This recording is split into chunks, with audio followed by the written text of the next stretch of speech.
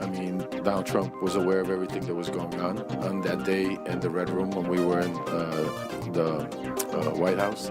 After really bringing Donald Trump up to speed on that I could go out to Ukraine and get Victor Shokin, Donald Trump approached me, shook my hand, said thank you for all that you're doing, keep up the good work, patted me on the back, took pictures, and I was off to Ukraine. To meet with Victor Shokin? To find Victor Shokin, to bring him back here to meet with Lindsey Graham. Got it. Thank you so much. I yield back. Chair now recognizes Mr. Cloud from Texas for 5 minutes. Thank you, Chairman. Now, we have heard time after time Joe Biden, say that he had no knowledge whatsoever about the business dealings and that change. He had never allegedly had any conversation with Hunter. Then they moved the ball to say that, well, he didn't have any business dealings, he wasn't involved, didn't have any financial contribution. Since then, we've uncovered about 20 shell companies, and we have bank records that bring light to that. And while we can't cover all 20 shell companies in 5 minutes, I wanted to focus on one, and that is Rosemont, Seneca, Bohai. Rosemont, Seneca, Bohai is interesting, and Devin Archer had testified, and he said this in his testimony. He said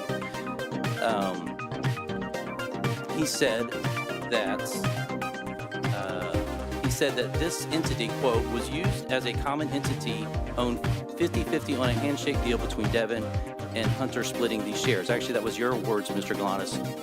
Do you stand by those words? I've been involved in the two greatest scams in American history. And Devin Archer agreed with that. He said Hunter was a corporate secretary of RSB and had a handshake 50-50 ownership deal. Is that correct? That's correct, yes. And primarily this company was set up to initially as a place to hold equity from the equity stake of Bohai Harvest. Is that correct?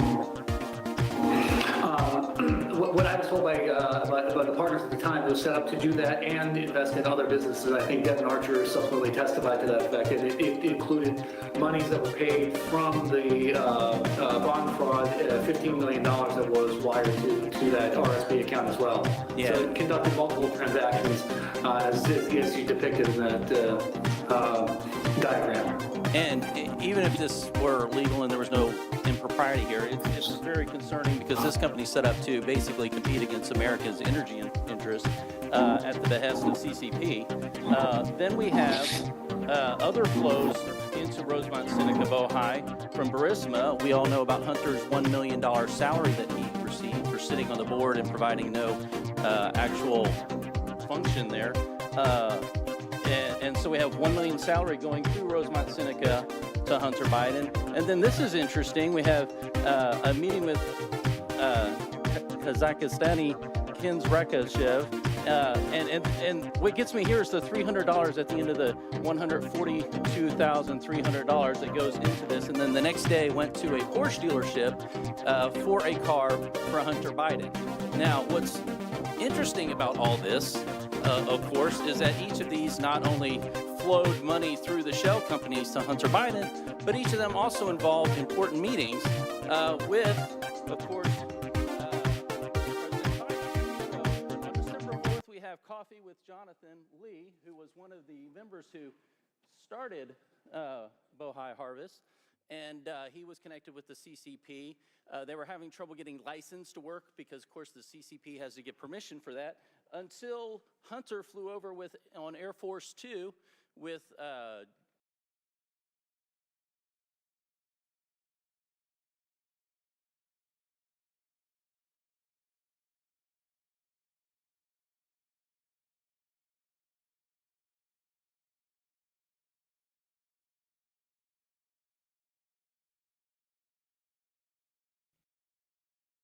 Is that better?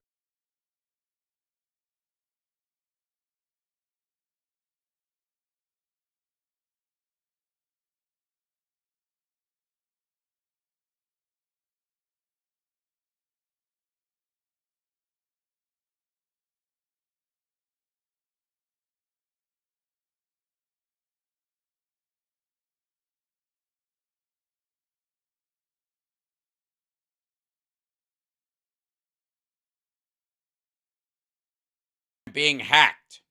Hello, check. Check one. Hello, check. There we go. Now audio's good. That's very funny. Unstate, so I must go. I'm kidding. That's just rude. Everything's fine. Let's just go back up where I was actually saying when I thought I was speaking and I was not. Good morning, good afternoon, good evening, and wherever the hell you are. This is indeed Hal Sparks' Mornings Mega Worldwide. So Monday, Wednesday, Friday, I'm on at 9 a.m.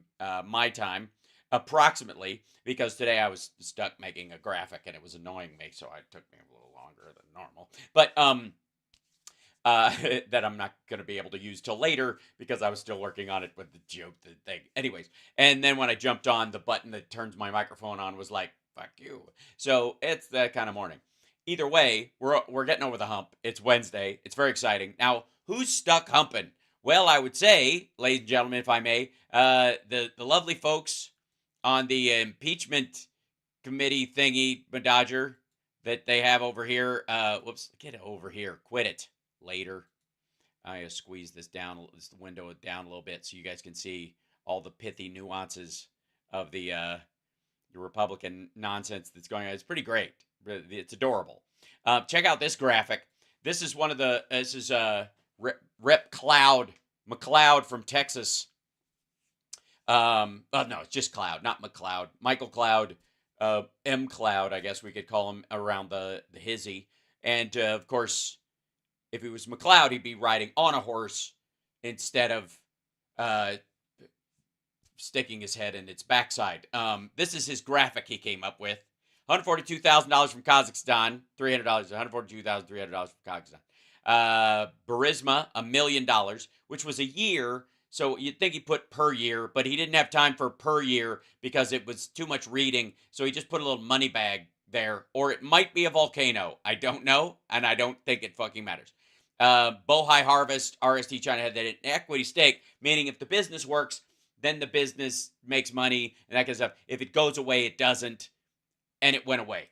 Largely because the CEFC refused to make an American company inside the States, and that was a deal breaker with Hunter Biden, but not with Tony Bobulinski, and he's been butthurt about the whole thing ever since. Yes, the Dennis Weaver reference was just for baby boomers. By the way, if you haven't seen Duel, which I believe is Steven Spielberg's first movie, Dennis Weaver, the guy in that, it's about a guy versus basically a truck. He's on the highway and this 18-wheeler decides to just make his life hell. It's pretty great.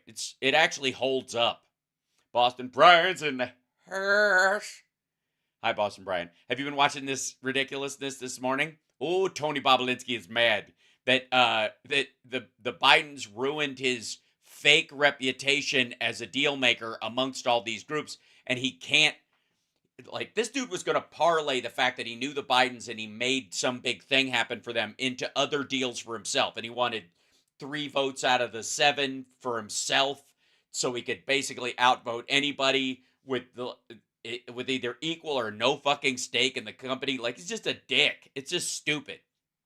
And the deals he set up, he's the one with Galanis, the other guy who's who, if you haven't watched this, okay, let me catch you up. This morning there are multiple guests of the Republicans, and there's one Democratic witness, which is Lev Parnas, bless his heart, doing the Lord's work, trying to basically hammer this, and just go there. I went all over the place. I was working for Trump. I was drinking the Kool-Aid, and I still couldn't find anything against the Bidens. It was crap. And they have Galanis and Bobulinski on the Republican side. Bobulinski's there in person, which is why Hunter Biden didn't want to be there, because he was like, if I never talk to this guy again, it'll be too soon, and he's a scumbag, and I don't need to be in the same room with him, and I'm not there just for some sort of like crossfire BS wrestling match or whatever. You want to give me my own hearing, I'll be there, but fuck this. I'm not going to sit there while, this guy blathers his gibberish and make you think it's the equivalent. I'm not going to honor his testimony where he's lying with my presence. That was basically the reason he's not there. And Galanis couldn't be there in person. He's testifying via Zoom because he's in prison. He and Devin Archer both are going to prison for bilking like native tribes and retirement funds. Great. I mean, if you can think of two groups, they couldn't hit kids with cancer while they were at it. Like why don't you just go after like VA, savings accounts or something. So you're really peaking the meter on scumbaggery. But this is the guy from Cloud who's like restating the stuff, and he got him in a Porsche, and then this is 143,000 per turbo. I can't read it. It's too small on my screen, but it doesn't matter. Let's see what he says. This is live-ish. Now, obviously, I'm behind because I've been chit-chatting with you guys. Hi, like, subscribe, give a thumbs up, support the show. Hello, welcome. Hi, Instagram people as well. Good to see you. I'm working on a way to get everyone's chat where I can pop chat up onto the screen. That's my big plan for today. Wish me luck. God help me, it doesn't crash the system. Everyone else can do it. Why can't I do it? Because not everyone else has the Chinese government and Macedonian hacker farms after them, Hal. I know that, but still. Okay, here we go. Let's see what this asshat is talking about. And by the way, Philip Bittner will be joining us for hour 2. The Major was going to be with us today, but COVID's kicking his ass. So big hug to the Major, and we look forward to seeing you again, my friend. And we hope you're well, and we love you. And get some soup in you. This is, and I'll have to turn this up or something. Hold on. Oh, just play C-SPAN, you silly thing. Back up a little bit. Well, while that's waking up, scheisse. Maybe it's because it's live or whatever. Bobulinski made a full statement. Which is reflective of the way you handled yourself. Oh, it jumped straight away to the live stuff. So, sorry, we're picking up private live. testimony and deposition. So I thank you for communicating truth. Let me tell you something. I appreciate you talking truth to power up in there. Foodie. I had to shave my head all the way because it makes it easier to stick in the sander up a horse's ass. Also, I am the only person in here wearing a 3-piece suit with a vest and all because I'm a country gentleman. This is Mrs. Wiggins, I think. No, it's wrong. Is it going to do this every time I pause? Is it going to jump ahead? Is that how this works? Do I have to find the? All right, I'll find From the YouTube. the second bank memo, and it shows disbursement of a total of almost $24 million for diamonds. So you have a major Chinese company spending a lot of money on diamonds, and apparently diamonds were used as a means of payment for the Biden family. We know that the Bidens have testified that admitted to having 2 diamonds. We suspect that there are many, many more, $23 million worth of diamonds. Are you familiar with the exchange of? Hold on, I'm going to switch over from C-SPAN's actual site to a YouTube version of it to see if we can get a little better, where I can jump around a little bit if I need to. If it becomes in the better interest, ladies and gentlemen, of the viewing public here. Stupid is as stupid does. All right, so sorry. Let's get in here, and this will work. Are you familiar with the exchange of valuable assets to pay the Bidens other than electronic transfers of monies? Are you aware of payments in diamonds, payment in cash, payment in board memberships, etc.? Am I generally aware of it, Yes, or was sir. I involved? Yeah, I read Jim Biden's and Hunter Biden's transcript multiple times. Jim Biden in that transcript references 2 Biden Yes, they talked about the diamond that wasn't worth shit. And they also talked about giving this dude a bottle of scotch in return because that's, how the Chinese do business. That's the idea. 2 diamonds that were given to Hunter Biden. One, he implies, was in 2015 by an individual who he couldn't recall his name, but the individual's name is Scott O., who was a surrogate for CFC. And then apparently a second diamond was given at a meeting in Miami. And I really want to set the record clear. I was not at that physical meeting. I was. Uh-huh. Yeah, you're a little, you kind of having to clean up some stuff so you're not found guilty of perjury. Was in Miami, but I was not at that physical meeting. That's what. So let me get this straight. You were you were so intertwined with the Biden's business and with Devin Archer's business that they had you fly all the way to the city and not come to the meeting. I think that makes him crucial, don't you? What I told the FBI in my transcribed interview. Are you aware, Mr. Bobulinski, of a pattern of bribery, of bribe payments coming from the China Energy Fund Committee?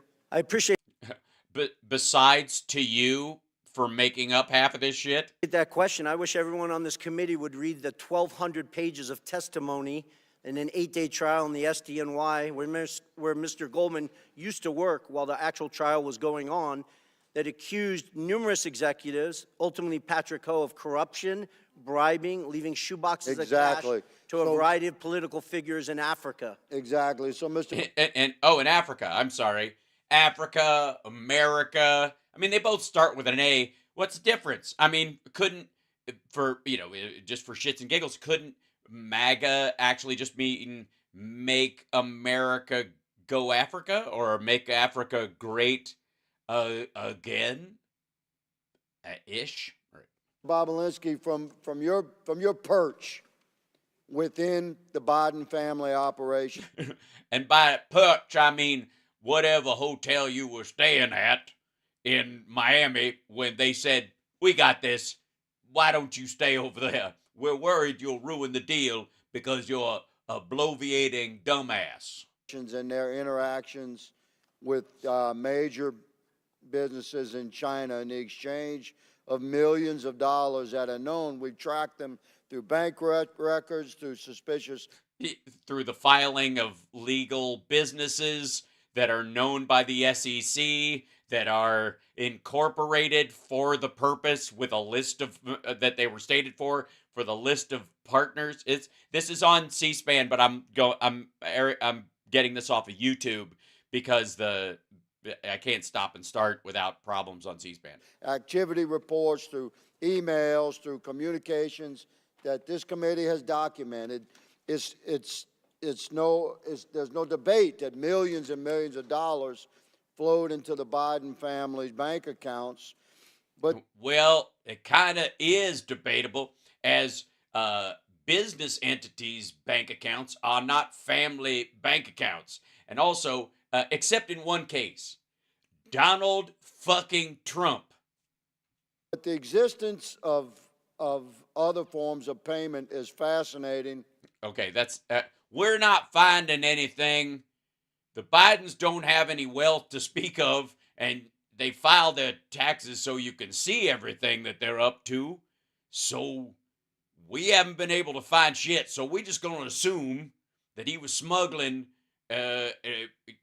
diamonds and pearls up his bum as a way, and you weren't present. Because diamonds are untraceable. We really don't know how many diamonds the Bidens received, do we? No, you don't. They've said 2. And, yeah, probably a box. They probably fondle them at night. We don't. And for somebody who's been to mainland China probably 10 plus times. I have been to the places where they make fake diamonds that are shit. Again. Hong Kong probably 15 plus times. Yeah, I had hundreds of people, Congressman, I had hundreds of people working for me in mainland China. At one point, I never got a diamond from any businessman. That's because you weren't worth shit. Did you ever get a bottle of scotch? Did you,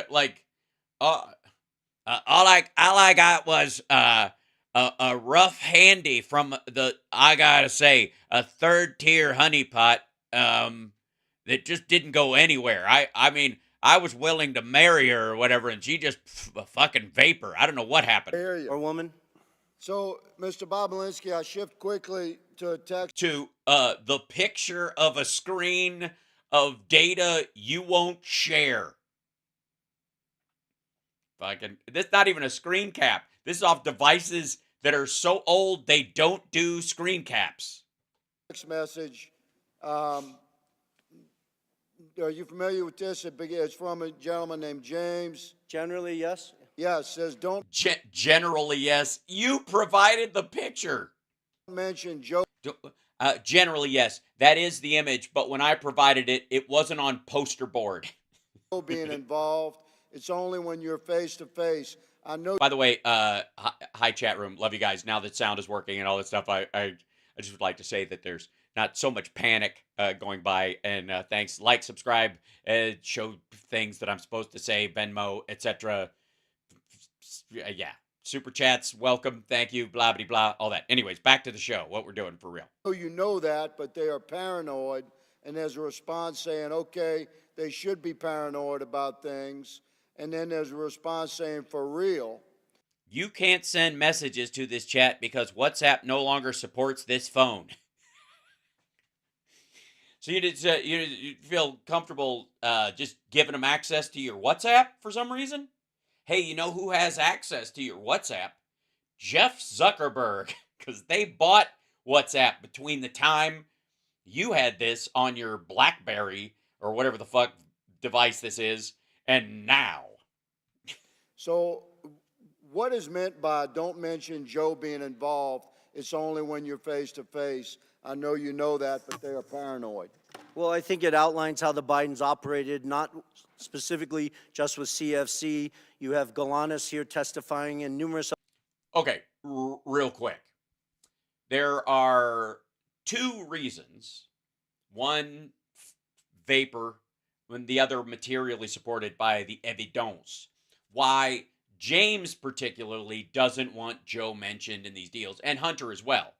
The one that they're saying is because you can't talk, don't bring up Joe because they get all fucking squirrely about it because it'll help later and you can tell people that, but don't bring it up to them because they get all fucking mad. You can go sell your connection to Joe to anybody you want to fucking talk to and scam the shit out of them, but don't bring it up to Hunter and James because they'll get all nervy about it because for years, sorry I say Jeff Zuckerberg, Mark Zuckerberg, beg your pardon, that's his brother, like Shemp Biden. Anyways, so I was reading the one of the people's names it was going by.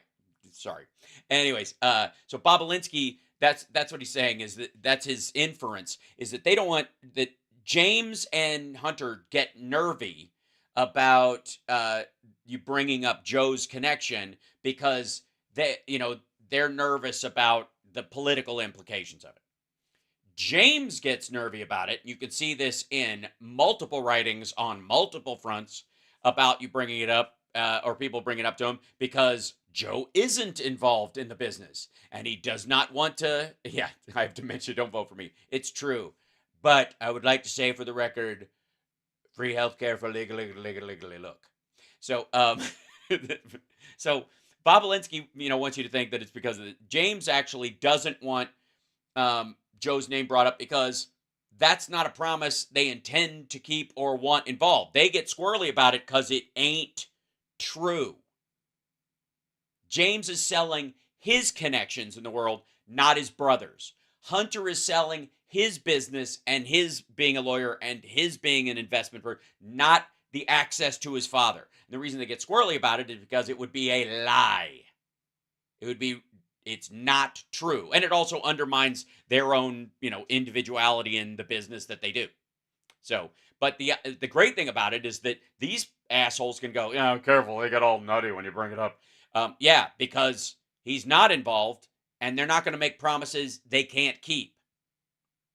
Except for James about his own connections, but that's another thing. Other witnesses that have given you tremendous amount of evidence that outline they work to obfuscate it, create layers of obstruction.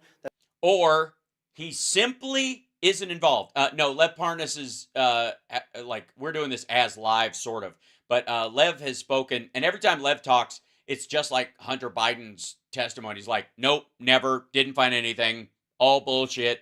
I went everywhere, couldn't find any of this. There you go. That's the reason why Rob Walker was getting sent millions. Yeah, not to mention Biden is their name too. Exactly. The Biden brand being that everybody in the Biden family is above board, quality, blah, blah, blah. Millions of dollars instead of Hunter Biden directly. That's the reason why Devin Archer was receiving millions of dollars instead of going to Hunter directly. You guys have a mountain of evidence that stacks. Sorry. All according to Bobulinski, Archer's money is Hunter's money, even though Archer kept it and either invested it or spent it. That's still his, kinda. High and answers that question. That's still Hunter's, anyways. I mean, on how they obfuscated, they lived in a world of plausible deniability. Yes, it's very plausible that they could deny connection because there is none. Thank you, Mr. Bobulinski. Mr. Chairman, my Thank you, Mr. Bobulinski. time has expired. I appreciate your photographs of a screenshot of a phone that you will not turn over, but you have on your person currently. Yes, indeed. I yield. Chair now recognizes Ms. Norton from D.C. for 5 minutes. Thank you, Mr. Chairman. Mr. Galanis, thank you for appearing voluntarily for this hearing from Alabama. I understand you are currently serving a 189-month sentence in federal prison, almost 16 years, after being convicted of not one but two,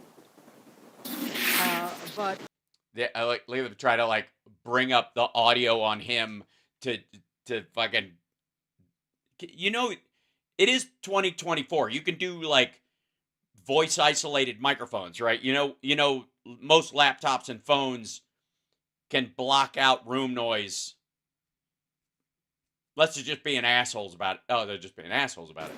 not one. And by the way, if they don't do it there, you can do it in the room. Excuse me, can I, obviously, I have my own issues, but I don't have a staff. I'm doing this by myself. So if I had like 3 or 4 techs working with me, we could knock all this shit out. Can I just volunteer to be the tech czar for the House and Senate? Seriously. I'm just saying, we could even put a LUT on this image, boost it a little bit, make it better for TV. Also, I think we could use AI to remove both of those outlets. They're just, distracting. One, not 2, but 3 different schemes. The victims of your schemes, as the judge who presided over your criminal prosecution noted, included, and here I quote, one of the poorest Native American tribes in the country. Yes, that was my regret, Congresswoman Norton. I wish I'd gone after one of the richer tribes. That was my bad. As well But they have better lawyers, so I thought I could kind of... as pension funds held for the benefit of transit workers, longshoremen, housing authority workers, and city employees, hardworking people, everyday people, among others. The court also noted that you personally benefited from these schemes, and again I quote, using over $8 million, almost $9 million, for lavish personal expenditures, including home expenses, automobiles, travel, clothing, jewelry expenses, and meanwhile, investors were left with nothing. But this is not your only encounter with prosecutors. In another Ouch. other cases, She's basically like, I don't need to really hear anything from you. You're not going to say anything worthwhile. But let me remind everybody who you are. Because, yeah, this is rough. the Security and Exchange Commission charged you in 2005 with accounting fraud in connection with your involvement with Penthouse magazine. Oh, that's the nicest thing. Just He's like I mean, this guy is kind of like a cross between Ellis from Die Hard and Bob Guccione. Not Bob Guccione. Somebody who wrote in a letter to Penthouse about erectile dysfunction. Sorry. And in 2010, Hal Louise Sparks. were convicted of attempted tax evasion and were sentenced to 5 years probation in order to pay nearly $2 million in restitution. In imposing your prison sentence, the judge noted that you are, and here I quote, an extremely talented man, extremely gifted in his interpersonal skills, uncommonly so. He is very persuasive as an individual, and those were the tools in his tool bag of the fraud he committed and the people he ensnared, his intelligence, his interpersonal skills, his charm, if you will.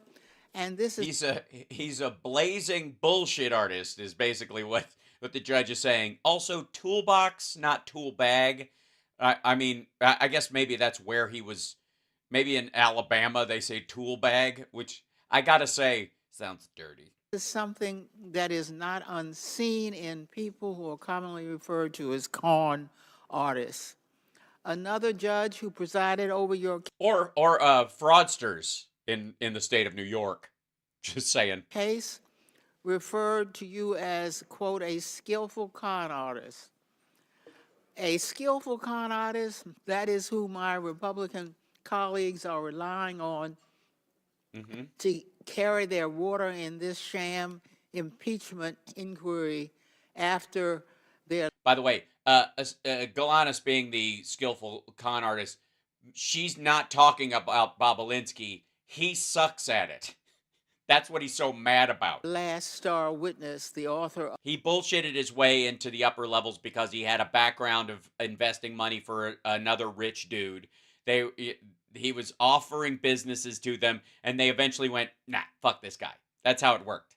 And he's been pissed ever since. And he's basically not welcome anywhere, and his businesses are collapsing. And what money he makes, more than likely, is just, whatever investment decisions he makes, if they're good or whatever. He's got a nest egg he can build on of a few $1 million. So he's not hurting, and he's not going to hurt anything. But every time he tries to expand out into greater business with other countries, they're going to go, oh, yeah, you're the guy who said he had access to the vice president after he was no longer vice president, and who, showed up as a guest of Trump to the debates and did a fucking whatever press conference for him, but can't get any business with Trump. Maybe there's just none to be had, but at least they're saying like he couldn't jumpstart any of this shit. He certainly wasn't in on like Jared Kushner's Saudi deal, any of that shit. of the infamous FBI Form 1023 was indicted for lying and outed as a likely Republican agent. It is time we Russian agent, but I understand the mix-up. put an end to this pathetic and desperate inquiry. Okay, I love her, but I want to hear testimony. So we'll skip ahead if you don't mind. To I think they facts, no evidence that could reasonably support first who came the level of predators Time to rank. Why the big lies, but no facts, that's no weird. evidence that could the finding of impeachable high crimes and misdemeanors against President Biden. In our first real impeachment hearing, the majority invited several expert witnesses who came together, and their witnesses agreed with that there was nothing that remotely approached the level of proof needed to support a finding of high crimes and misdemeanors that one would impeach a president for. Hear it, I couldn't. And now we come back again today, and the majority has two witnesses. One, the designated con man as determined by two different federal courts, not without talent, but someone who deploys his talent towards the purposes of exploiting Native American Indian tribes, pensioners, and other innocent investors. And then Mr. Bobulinski, who offers a lot of rhetoric and a lot of hot air, but absolutely no facts that could indict the President of the United States for high crimes and misdemeanors, impeachable offenses against... No, but didn't you hear him? He said he has no idea how many diamonds. It could be a trillion, bazillion.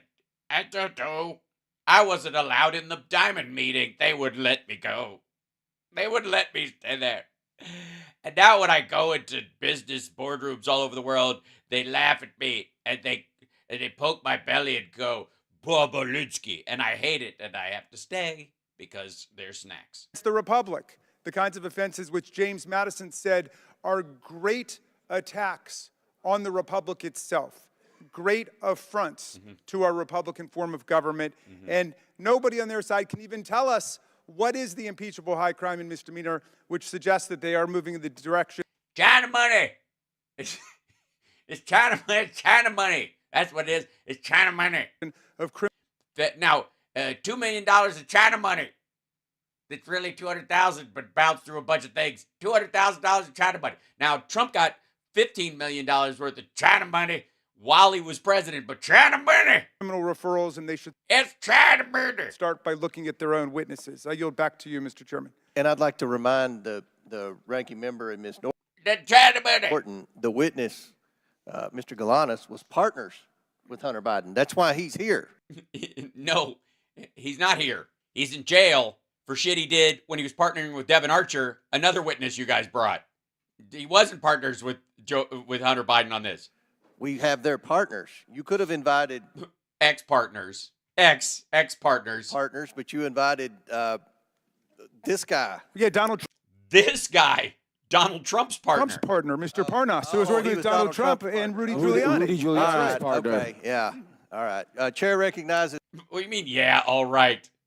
He went to jail for it, dumb fuck. What do you mean? Don't pretend you don't know who Lev Parnas is. We know who Lev Parnas is. He has a new book coming out, and I would love him to come on the morning show to talk about it. I think he could get, the sparks bump. I'm just saying. It's real.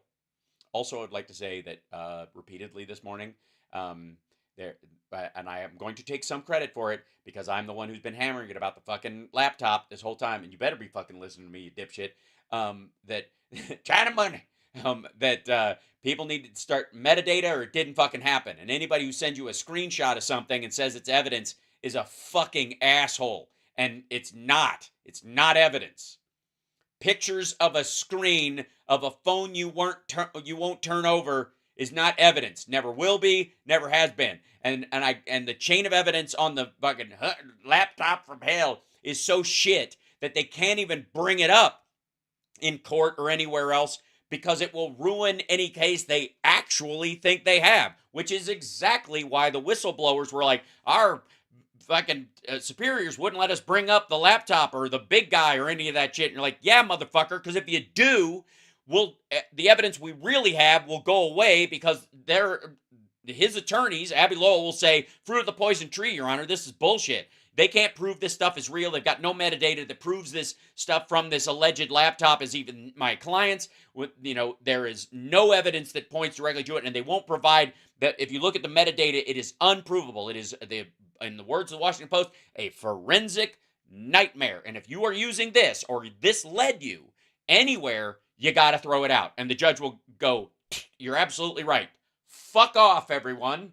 And that's why the whistleblowers' bosses didn't want them to mention the big guy and all this bullshit in their fucking papers because it would blow the case they had against Hunter Biden. Fuck, these people are dumb. Thank God, by the way. I'm not complaining. Mr. Groffman. Yeah, we got a variety of things I'd like to go through, but first, Mr. Lynch complained about Chatterburger. Mr. Galanis testifying from prison. So I'd like to ask unanimous consent to enter into the record the Department of Justice's own press release announcing the sentencing of the Democrats' witness, Lev Parnas, to 20 months in prison for, among other things, making false statements. On behalf of Donald Trump. You can't pull this. Hey, asshole. First of all, everybody who goes to jail for lying in this situation across the board so far has done it either as a witness, lying, perjuring themselves about fake evidence like Alexander Smirnov, or directly lying on behalf of Donald Trump. There hasn't been a single one where a Democrat came forward with some exculpatory evidence or any kind of shit where they got busted for lying to the FBI and sent to jail. It's horseshit. Asshole, he was lying for Trump, the same way Cohen was. Without objection. Mr. Trump, says who? Says who? On Donald Trump's partner. You're. Thank you. Now, Mr. Chairman. Don't look. Fucking Comer blew it.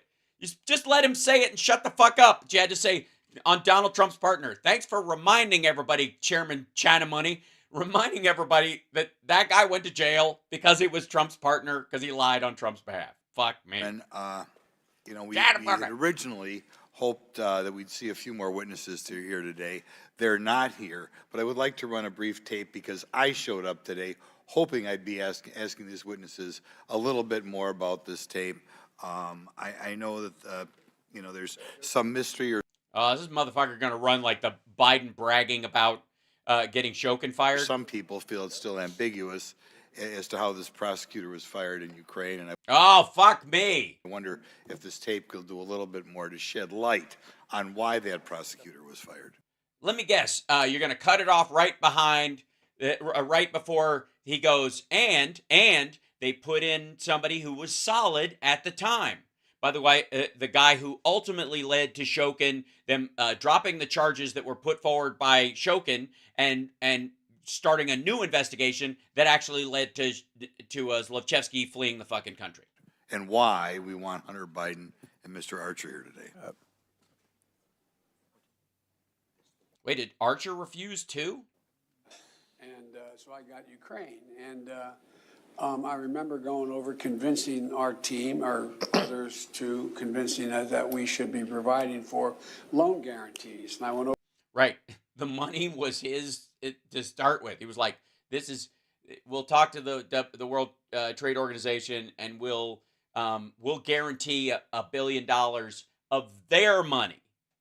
So the World Trade Organization, the World Bank would effectively be the unit that gives the actual money to Ukraine for rebuilding and for helping them root out corruption, all this kind of shit. Yeah, it's total hot mic live on C-SPAN. Exactly. It's so fucking great. Like, motherfucker, he's on stage.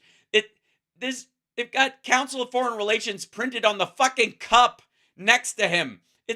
Why do you have a step and repeat background if you're doing it in hiding? Jesus Christ. Somebody's going to find out I was at the Council on Foreign Relations doing a panel. Oh, God, I hate this. And the audio is shit, but whatever. Oh, God. Shout out Biden's YouTube channel. It's a good idea. I'll link to it. We'll talk about it at the end. 12th, 13th time to Kyiv, and I was supposed to announce that there was another $1 billion loan guarantee. Another billion. We had already done this twice. This was the third one. We'd already given them $2 billion in loan guarantees. We're going to give them a third one because they were making progress. But the one place it was lagging was in the prosecutor general's office, and they needed Shokin out of there because he was viewed widely as the source of the problem. We've talked about this before. This is well before the phone call in Dubai ever existed. Biden already had an itinerary, a speech, and basically the ability to call an audible and go fuck you if he got there, and they hadn't done it yet because they had like a month before he was coming in. They were prepping this, and they were expecting them to expel this guy, and he didn't do it. So when he got there, he was like, all right, fuck it, no. And that's why, again, this whole thing falls apart with 2 words. Call him. Call him. Kills this whole thing. And I had gotten a commitment from Poroshenko and from prosecutor, and they didn't. So they said they were walking out to press conference. I said, no, I'm not going to, or we're not going to give you the $1 billion. They said, you have no authority. You're not the president. The president said. I said, call him. Yeah, this is where your whole thing falls apart, fuckwad. Call him. Call him. If you think this is a fucking rig, if you think the president's going to go, what the fuck, Joe? And that he's driving the bus or some shit, call him. I said, I'm telling you, you're not getting $1 billion. I said, you're not getting the billion. I'm going to be leaving here. And I think it was, 6 hours? I said, I'm leaving in 6 hours. If the prosecutor's not fired, you're not getting the money. Oh, son of a bitch. Got fired. And they put in place someone who... Oh! They put in place someone who... They put in place... Oh, the audio is popping. You might have to reload YouTube occasionally. It depends. Yeah, just so you know. I just wanted to put that up there. Yeah, notice how the Democrats all spotted this. Bad audio? Yeah. There's a click, a thing. Yeah, reload your page, see if that does it. You refresh it, it doesn't help? Okay. Hold on 1 second. I will switch scenes and then back again, and hopefully we'll go back to here. Checkity 1, checkity 2. Hopefully that's better. Yes? Yes? This is? Well? Yes? Perhaps? Is that better? YouTube shitty today. Have to reload. Yeah, it can be. Yeah. Audio on Twitch is fine. Yeah. Okay. That happens for some reason. I think it might. Here's my theory. It might be the restream codec. I may have to set up a thing where I'm going direct. Yeah. And YouTube is having a problem talking to restream on purpose. Perhaps. We'll see. But hopefully it's better. But yeah, we'll go back a touch. What I want to point out is he did exactly what I said. Right as he was about to say, and they put in someone who was very solid at the time. Watch this. Got fired. And they put in place someone who... Yeah, so all the Democrats were like, oh, ho, ho, ho. Because they knew that's exactly what they were doing. They knew, like, he cuts it off at that point on purpose. I just wanted to put that up there because I do eventually want further efforts made to get Hunter Biden or Mr. Archer here, because we have Joe Biden himself bragging that they got... bragging that he did something good for the country and one of our allies that pushed back against Russia. Got rid of a prosecutor who would have provided his son's business dealings with a little bit more tough going, or more observation. I'll put it that way. Now, Mr. Bobulinski, in previous interviews... By the way, there is... Poroshenko's been interviewed. Poroshenko's like, nah, Shokin's a fucking crazy person. And Shokin was like the godfather to the guy's kids. And he was like, yeah, he's a fucking nut. And he was known for, and I've used this analogy before, he was known for starting investigations and then putting them on the shelf. And basically saying, you pay me, that folder never comes off the shelf and goes to the desk of one of my detectives. It stays there as long as I'm getting paid. And if you don't believe me, look up Diamond Prosecutors Ukraine, and you'll see the whole backstory about he had enforcers in his office who had machine guns, who were want to talk about like diamonds that were paid. That was one of the ways that Shokin got paid. You in previous interviews with this committee, you said that Joe Biden not only knew about the family's business dealings, but enabled them and participated in them. You went so far as to say, it's clear to me that Joe Biden was the brand sold by the Biden family. Could you elaborate a little bit why you felt that way again? Correct. By the way, some people are concerned that he is wearing a short sleeve shirt with a full suit jacket. That is indeed very peculiar and makes your wrist look very strange coming out of your jacket.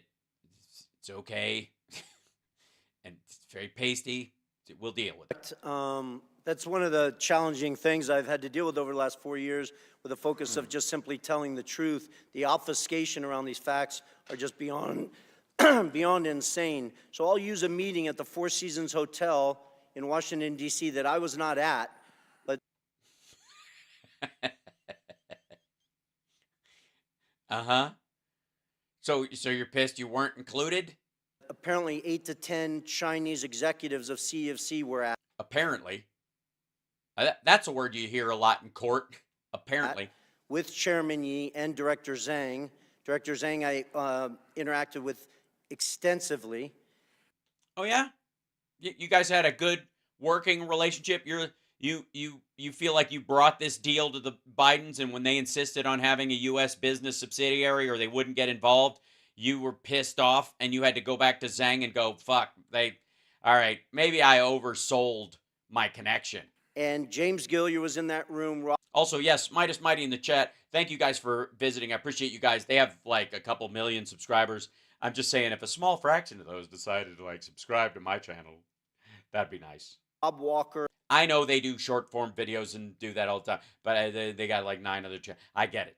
But, you know, I think my content is rock solid. Also, I noticed that everybody suddenly starts pointing out shit that I point out 2 days after everywhere. Isn't that nice? Do you guys notice that? You guys notice stuff you've seen me say, and then 2 days later, like, mainstream media is like, hey! Hunter Biden was in that room, and my understanding, based on Rob Walker's testimony, is that Joe Biden walked into that room, sat down, shook hands with people, and spent 5 or 10 minutes talking about his family, I guess. I was not in the room. Why are you testifying on it, motherfucker? What does that have to do with anything? You weren't there. Here's the answer to that question. I wasn't present at that meeting. What's your understanding? Just what I read in the press, so I wouldn't have any better understanding. So, but I got to say, waste the committee's time. That's a good idea. People have tried to obfuscate that meeting, like Joe Biden was walking in there to ask about the weather, and Rob Walker said that the Chinese didn't even know that Joe Biden was the former vice president of the United States, which is beyond absurd. The power that those 10 Chinese individuals had to go back to mainland China and say that they were in a room with Joe Biden is the value of what they were giving. Okay. You stated that the Biden family. Also, for the record, there was no value at that point. He's no longer the vice president.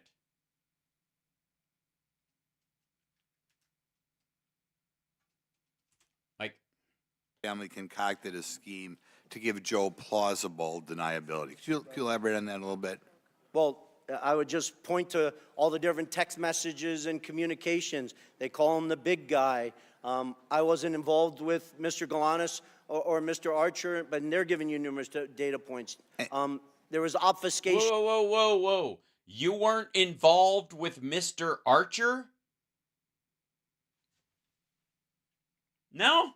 You weren't? AOC's drilling him now? Should we jump ahead? Okay, cool. Sorry. Well, yeah. There we go. Hold on. I'll back up and catch her.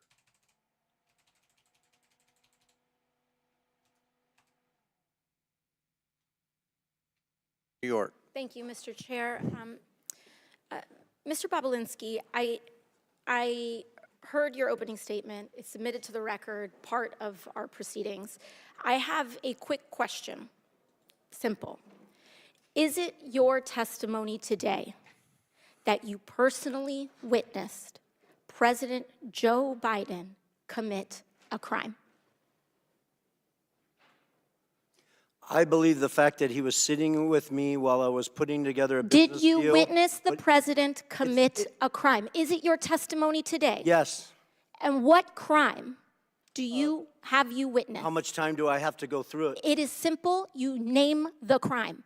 Did you watch him steal something? Corruption statutes, RICO and conspiracy. What is it? What is the crime, sir? Specifically. You asked me to answer the question. I answered the question. No. RICO, you're obviously not familiar with. Corruption Excuse statutes. me, sir. Excuse me, sir. Excuse me, sir. RICO is not a crime. It is a category. What is the crime? It's a category of crimes that you're then charged You under have charges. a long 100 You list have of charges. Sir, please Want me to name the exact statute under RICO? Yes. Well, it's funny. In this committee room, everyone's not here. There's over 18 All right, sir. I reclaim my time. lawyers that went to law school. I I'll leave reclaim it my up to time. you guys Okay, to thank define you, the sir. I statute reclaim my under time. RICO. Clearly, what we are seeing here today is a continuation of the 15-month saga of the Republican majority lost in the desert. Impeachment 101. The majority party, or whomever is raising impeachment, must accuse the president of a high crime, a specific high crime or misdemeanor. I would like to submit to the record HRES 918, the House resolution to open this impeachment inquiry. Without objection to order. This resolution does not outline a high crime or misdemeanor. It's not here. Now, when we compare the chairman's opening from his previous opening, he's talking about Ukraine and Burisma and all of this. This entire inquiry is based on a blockbuster piece of information that was in a classified SCIF room. And inside that room was a document alleging President Biden directly of a $10 million bribery scheme, a $10 million bribery scheme, extremely serious. What happened? What happened a month ago, Mr. Chairman? That document, the FBI arrested the person who offered those allegations for falsifying his testimony to the FBI. Wait, are people clapping in the background? This entire impeachment inquiry is based on an actual, provable individual who has lied. Hey. Now, responsible leadership would withdraw an inquiry based on that. Withdraw it. Instead, what we are seeing is that this committee was warned about the falsehoods of these allegations long before that, warned by Trump's Secretary of State Mike Pompeo, and yet they proceeded anyway. The chairman proceeded anyway. This committee was warned by Rudy Giuliani associate right here, Lev Parnas, after that document about the falsehoods of this. We'll get to Phil as soon as she's done. Then held hearings where your own expert witnesses said that there was no grounds for impeachment, and you proceeded anyway. And finally, as if none of this was enough, the FBI arrested the individual who was the source of the entire, to quote the chairman, heart of the matter, to launch this impeachment inquiry, and proceeded anyway. At this point, the story is not the fact that the basis of this impeachment inquiry is wrong. The story is why it's proceeding anyway. Why is this committee proceeding based on false charges? And by the way, no charges. I have yet to hear in the chairman's opening the allegation that they are specifically You didn't hear China money? charging the president of the United States with. China money. I'm hearing about Biden family. I'm hearing China about money. this and that. I am not hearing the specific allegation China money. by this committee. What is it? It's not here. And that is She the said problem. China money, dumb The story is Did when you hear? this committee China knew that they money. were working with falsified She said evidence. China money. That's the story. What more do you need? And China with that, I money. yield back. Gentlelady yields back. Chair now recognizes Miss Mace from South Carolina for 5 minutes. Oh, Nancy Mace. On that note, ladies and gentlemen, I bring to the show Philip Bittner. How are you, brother? Welcome to the show. How are I'm sorry that you had to witness some of that, but it's just part of normally I don't do video on the morning show, but this is live. This is happening, today. And, I'm kind of curious as to what Nance is going to Mace is going to say.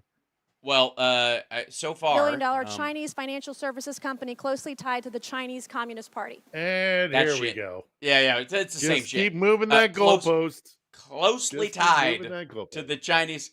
Okay, for the Just 10 incredible. bagillionth time, Yi Jianming, the guy that she's talking about, it bought an apartment in Trump World Tower across from the UN, a no-show fucking apartment, basically just to slide $5 million to Donald Trump as a hey, so that he could also, how he always talk about how like the vacancy rate in his buildings is very fucking low, and yet when you go there, there's so little fucking foot traffic that it's weird. You go in these buildings and they're basically empty, but he tells everybody they're full. Well, it's kind of a shell game, because what he does is he sells these units to our foreign adversaries, and lies about it, about who's in there and who owns them currently, and basically makes like it's just another New Yorker, somebody who lives in New York and they own the place, and that it's a lived-in apartment. Yeah. This is part of my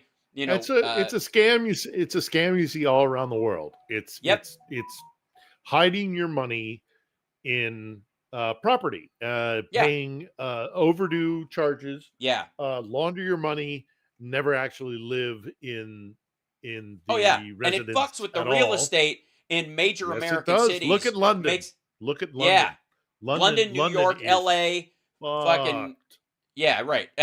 Chicago has some similar stuff, not nearly as bad, obviously, because Midwestern cities don't have that much value, like coastally and near the financial centers. Yeah. But downtown Chicago, like the nice parts of Rush Street, Michigan Avenue, there are a bunch of places which have Sure. like Gold rows Coast. and rows of these fucking empty apartment buildings owned by Russian oligarchs through LLCs and bounced all over the fucking place. And Yep. the Chinese right now, like people are wondering like, "Oh my god, the stock market keeps going up. What is the deal?" Even though the Fed's not going to lower, maybe they're going to lower interest rates, maybe they aren't and all stuff, and yet there's still this weird bullish market. Well, I got news for you. There are a bunch of rich assholes in foreign countries that the only safe place to put their money right now is in the US stock market or in US real estate. Everywhere else is a fucking tinderbox waiting to blow. And they know it. They fucking know it. And Yeah, I thought but- I thought the little bit of AOC that I saw there towards the end, hammering them on Yeah. you guys knew Yeah. this was false. This was information yeah. warfare, and you continued to do it. You didn't care. I mean, in different times, those guys would be hauled out and kicked out of their offices and probably face some very serious criminal charges, national Right. security criminal charges. As I've said before, the I think- Russians. This isn't yeah. just information warfare. This is real, honest to God warfare. We've Warfare, got people right? dying, Absolutely. Yeah. And these guys are playing these games with a guy who is clearly working in the interest of the Kremlin. So, I mean, it's not only should they, obviously the impeachment, it was a sham to begin with, but obviously it should be dropped. But aside Yeah. from that, I'm serious. I don't want to see Jim Jordan. I want to see Comey on Yeah, or Comer, yeah. I keep getting Comey Yeah, and Comey mixed that's up. right. But It's a I want completely to see reasonable those. thing. I want to see those. Yeah, well, but I those guys have a lot to answer for. Right. Well, it's are- interesting, the between those GRU played them like a fiddle. Right. I would. I think they're a great example of both sides of this, the disinfo, misinfo part of it, because I genuinely believe Jim Jordan is a willing participant in it. He was talking to the Trump White House during January 6th. He was engaged in all this kind of subversive bullshit. He's good at looking the other way. Yeah. And then on purpose, right? Being told to look the other way to protect other people's criminal behavior. Comer, on the other hand, is fucking dumb. And he's surrounded by a lot of people who are fucking dumb, including Nancy Mace, including MTG, including Lauren Boebert. And they were the ones who, I got to say, like, you'll notice there was not, Jim Jordan was talking about the FD 1023, and he was talking about it in terms of, we've got this thing from a trusted source. But he wasn't really the one asking, we need to look into it. We need to investigate this. Why didn't the FBI look into this thing, right? Because he knew it was bullshit, and its only value was as bullshit. To use this piece of fake news, to borrow their term, to obfuscate Trump's crimes and point the arrow at Biden. That's what it was for. If you look any further, it's just like an October surprise. The reason it's an October surprise is because if you drop it in June, people will know it's bullshit by August, and it'll be by the time the election rolls around, you'll have egg on your face because you tried some bullshit. So they drop it in October knowing it will take too long to verify, off you go.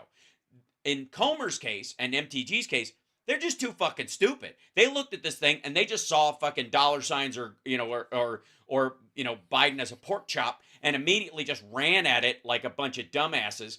And they're the ones who were like, why isn't the FBI talking to this person? Why aren't they releasing the text of it? Why don't we know who this person is? You know who this person is. Who is this trusted source? And Chris Wray, a Trump appointee, is going, knock it the fuck off. Yeah. Like, you don't want to know. Shut the fuck. Like, he was, I would argue, he's been doing a fairly moderate job as the FBI head, which is why they hate him. But I think he still owes a little bit of allegiance, at least to he's a Republican himself. He doesn't want to totally destroy the party. So he's like, knock it the fuck off. It's like the election officials in the red states that were telling Trump and his people to stop taking their, don't take your shit to court. Don't look at the votes, because every time they did, they found more Biden votes had been thrown out. And they were like, stop. You're just going to add to his tally, you dumb motherfucker. We did all we could. We tried to weight it in Trump's direction. And and we lost. We didn't have enough. But you motherfuckers keep digging. It's going to lead to us and you. And Trump. So fucking quit it. And the same thing happened with Comer and them. And I got to say, oh, Lord, that motherfucker, like, he is the reason Alexander Smirnov is in jail. Specifically, Comer and MTG are the reason. Because if they hadn't called for them to re-interview him, which they did, he wouldn't have lied to them again so egregiously that they filed charges against him. Right. It's not that he shouldn't be in jail regardless of what they did. It's probably he wouldn't have been caught. He wouldn't have been. Had they not pressed the. Yeah, he'd have left the country already, and they would have. He would have been like at best one of these like unindicted or indicted hackers, right? That we don't have access to. That we're, if they ever come to America, they're going to jail, but we don't know where the fuck they are, even if they're alive. Yeah. Or even as a dual passport holder from Israel and Russia, he could live a very comfortable life on the other side of the Atlantic and never step foot in America again. And totally, all would have been fine. All would have been like fine. Like Gal Luft, for fuck's sake. Boy, did that guy become fucking vaporware. Yeah. Holy shit. So yeah. Oh man, God! Yeah, when are we going to get rid of these guys? Jeez. Well, I think this is the November. This is the cycle. Quick enough. Yeah, it is. Agreed. It is. This is the nail in their coffin. I hope this is when we send them packing. I mean, I think so too. Mind you, as well as I do that. What are we now in? Well, we're heading towards April. So what? We're looking at 7 months. A lot can happen politically in 7 months. But I think their so-called movement in which they've gravitated the most idiotic, towards their cause, it's taken blow after blow after blow. And I just don't see them, at least maybe that's wishful thinking on my part, but really doing the math. It's just, they're such an embarrassment. There's so many people who are just, well, as you've mentioned in your coverage, that he's not even, Trump isn't even winning his primaries. He wasn't even, winning his primaries out of hand, which is what he should be doing. And when he gets to a general, he's going to be slaughtered. I cannot wait for it, because after we put him in our rearview mirror, maybe we can finally have an honest assessment of what the Russians have been doing domestically within America and within the West in general. Like a church committee kind of situation inverted, I guess. Like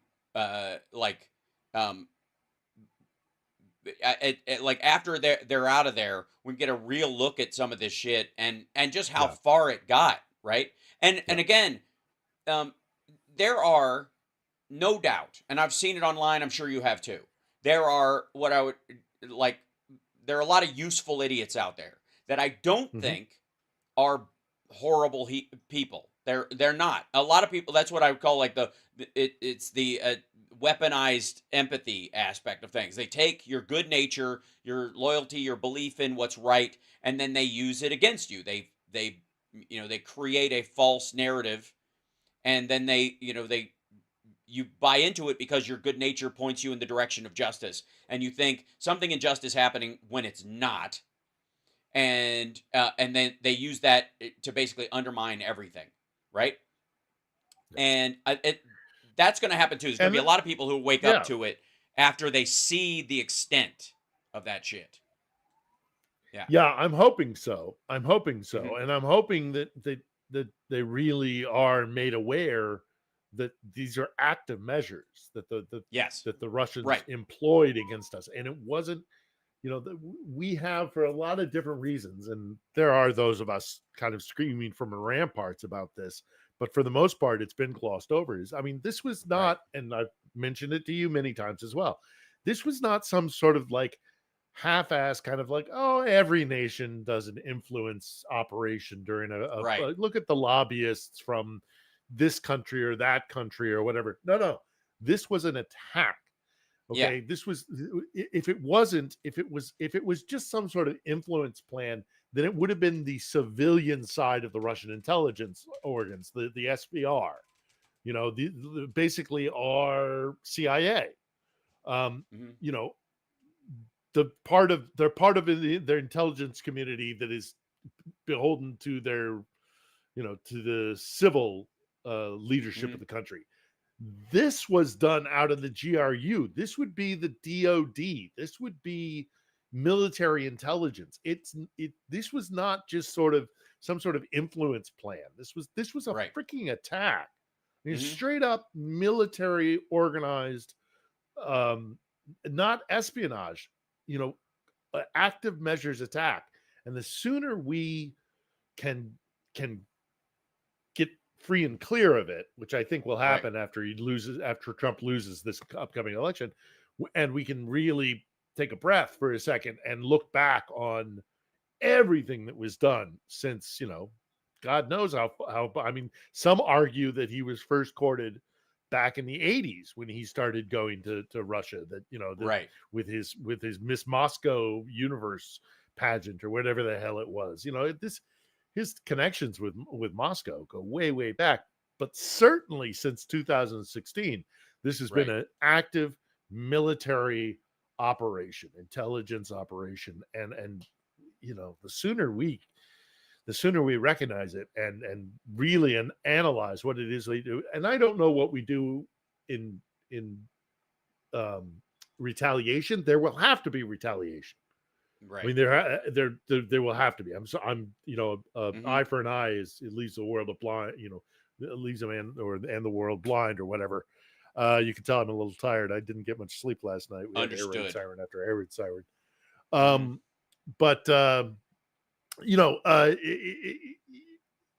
not a big man for a big proponent of retaliation for retaliation's sake.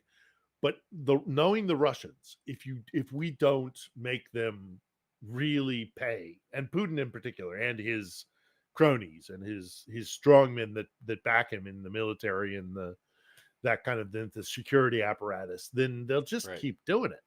Now, does that come in the form of long overdue, full-fledged support for Ukraine to win this war, and in so doing, depose Putin? That would be perfectly acceptable. But we can't keep going on. There's a one-to-one issue that America has versus Russia, and even versus China in this regard, is that we do engage in hacking efforts and rat attacks, which is these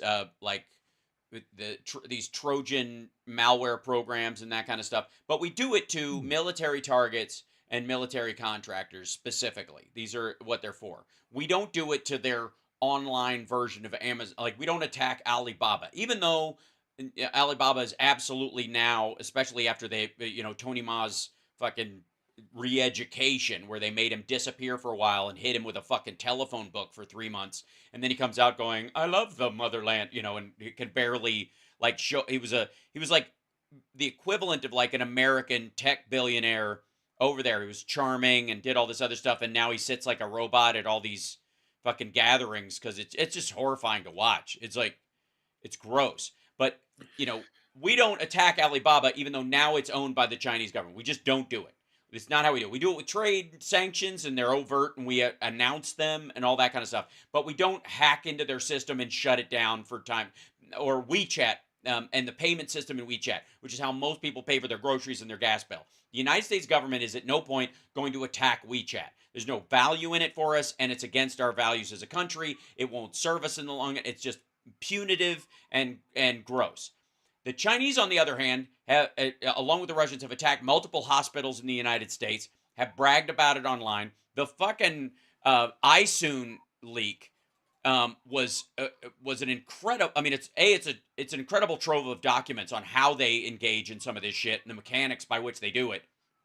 It was released on GitHub, I think, initially, but this company that works for They started out as a mercenary group, like the Wagner in their mind, but working as hackers. And the only thing that made them, at least in what they were telling people, a private organization was that they would also sell their services to Russia, to African warlords, to Middle Easterners and the Iranians and shit like that. So they would the Chinese wanted an arm's length distance from them, kind of like Wagner. They to go, oh, no, these are guys, they're not, we don't sanction that shit. These are just people making a living. We don't even know who they are. Now they've admitted that they're actually an arm of the Chinese government. And this leak was they were mad that they weren't getting paid on time because they were just, government salaries have gone in the shitter. So they're mad. And so this one guy just leaked all this stuff because fuck you. He wasn't getting paid for all this work he did. And it was the kind of shit that endangers your life. Like, it wasn't just against us. It was against, again, for every African warlord this guy is supporting, there's another side of that African warlord that doesn't like this dude, that's pissed that they helped the other side, and he's going to go kill a bunch of Chinese people downtown in the new mall that everybody hates anyways because they don't pay tariffs on shit they're bringing into the country, and all the black owners do, and they've got this chip on their shoulder about how China's been moving into Africa. This fucker, it might even have family in those groups, and they're going to get killed because this word got out and they're not getting paid, so they can't get them out of there. But so the Russians have engaged in a similar thing with Apartment 21 and Fancy Bear and Furry Butthole or whatever they had, their different groups that they have everywhere, right? And they shut down hospitals, not just here, by the way. It's not even just in the United States. They do it everywhere. Yeah. It is a destabilizing tactic. They did it in South America. They do it in Africa all the fucking time. They shut down the systems by which aid trucks deliver stuff to refugees in an attempt to get the refugees to basically riot because they're starving. And just think about what it would take for you to go just sit there and make that happen, or to order that to be done, for fuck's sake. That is, there's a level of cruelty to it that is fucking off the chain. And so all these fucking Russian apologists, including Trump himself, is he's a strong guy. Putin's a strong dude. He's Jesus Christ. It's horrifying. Yeah. His hands are dripping with blood. Yeah. His own people included. I mean, we may have ostensibly supported Navalny, for example. Had Navalny gotten traction in Russia, he would have had our full backing and support, I'm sure, to a certain limit. But that would, and also, yes, obviously we have bots that we have internally within, just in case we have to shut down their grid. If we actually go into a shooting war, into a hot war, right? That's espionage. That's not great, but it's kind of how the world works. Unfortunately, it's also only the only time you use it is in a hot war. They try to launch a nuclear strike or what have you. Yes. That the extreme absolutes of it. Not there's no purpose ongoing, in giving away your hand. You don't want to give away your hand. And also, we our interest is not to destroy Russia. Our interests are to transform Russia into a partner on the global stage that we can interact with.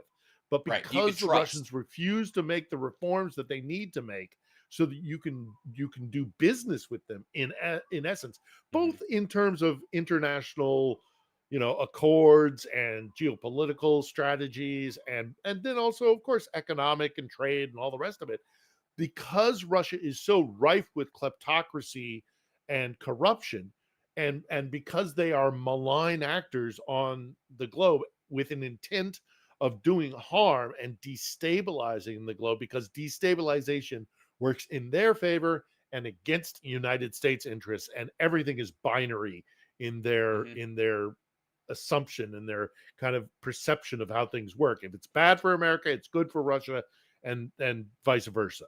So, but what we backed Navalny because, we would have backed Navalny more, I think, although MI6 is said to have been very involved in supporting him. But it was about transforming Russia into a functioning, a country that they themselves know they need to make these reforms. They have kicked the can down the road for not, I would argue, obviously since the fall of the Soviet Union, but I would argue going back, 200, 300 years. They have always lagged behind certainly the rest of Europe when they could have been willing, quite involved and probably a powerhouse. But because of their own dysfunction, they're unable to do it. They need to make these reforms so that we can actually work with them.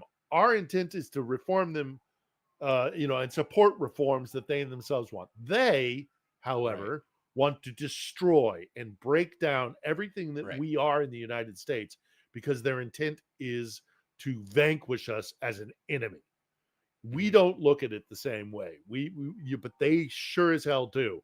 And we got to wake up to that. I don't know how many times I can say this. They see us as their enemy and not a competitor, not as their straight up, we're at war with you and we are going to act accordingly.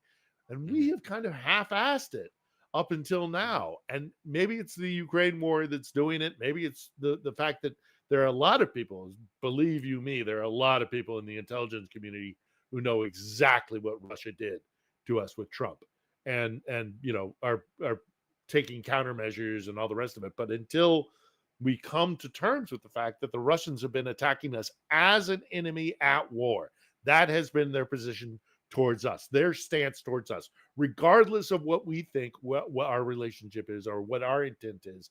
Their intent is clear.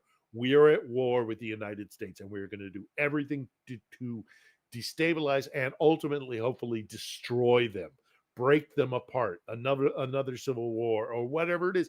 They wouldn't care what it is, as long as America was hurt and damaged and people were dying and things were chaotic. That would play right into their hands. It's exactly what they want because they know they can't fight us on the battlefield. So we have got to realize that this is happening.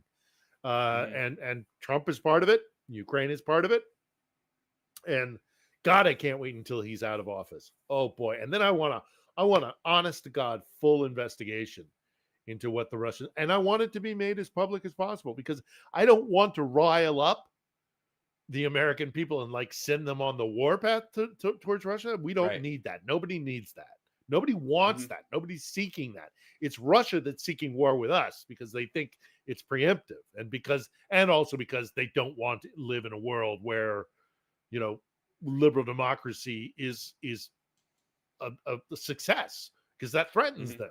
Any liberal democracy anywhere in the world, and we are the bastion of it, is a threat to them because it's an alternative way of living where the people are empowered, and Russia doesn't like to empower its people. It's scared of its people. So all of this has to be addressed, and I just can't wait until November is in the rearview mirror, as I say, and we hopefully really do an assessment on what has been done to us for the last 20 some odd years, give or take. Certainly 2008, I was in Georgia. I said, when the Georgian war kicked off, I said on CBS's air, I said, the most important thing is that this is a statement from the Kremlin that we're not interested in working with you.